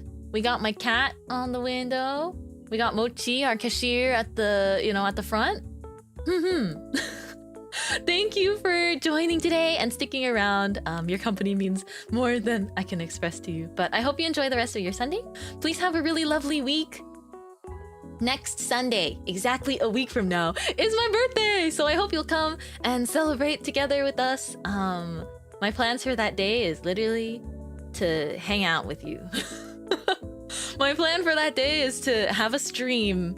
And other than that, I'll probably lay on the couch and pet my cats and go like, awesome. And eat cake, of course. Cake is a requirement. I love cake. I pretty much only get cake for very special occasion, aka birthday, friend's birthday, family birthday, and that's it.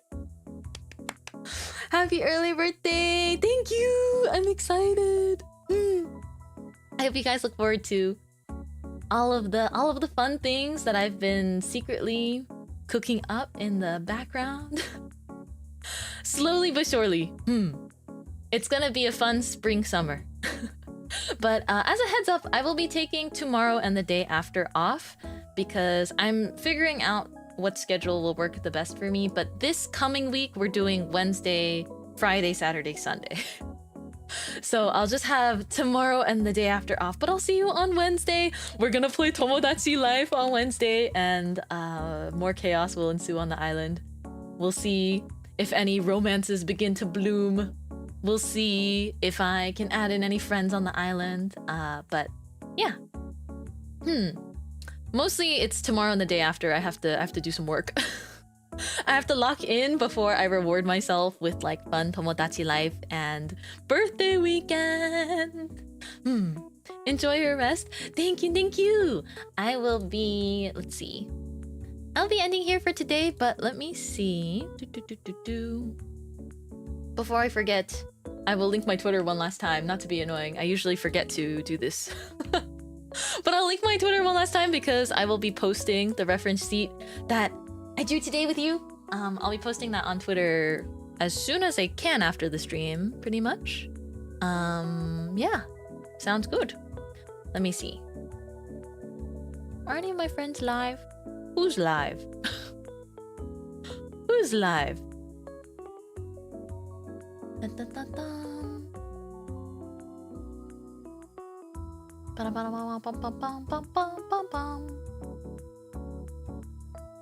Oh, actually, I'm gonna redirect you guys into a waiting room. So if you want to subscribe to the channel in advance, I'm gonna direct you guys to this waiting room because one of my lovely friends, Sugi, she's having, like, her birthday is this Friday. Our birthdays are actually surprisingly close together. We found that out after meeting. But her birthday is coming Friday and she's doing an outfit debut, which is so exciting. But yeah, I'm gonna send you guys to the waiting room for that. So if you wanted to have notification on or just subscribe to her channel, listen to her song covers. She's absolutely insane at singing. But yeah, a reception room, let's get it. But yes, I hope, you know, you guys can check that out if you want to on Friday. I think the day of, since I plan to stream on Friday, we can also pop in and see what's going on with the outfit debut. Yay! Okay, I'll see you guys later. Bye! I appreciate you so much! See you on Wednesday! Mintmai rocket is blasting off again. Thanks for drawing with me.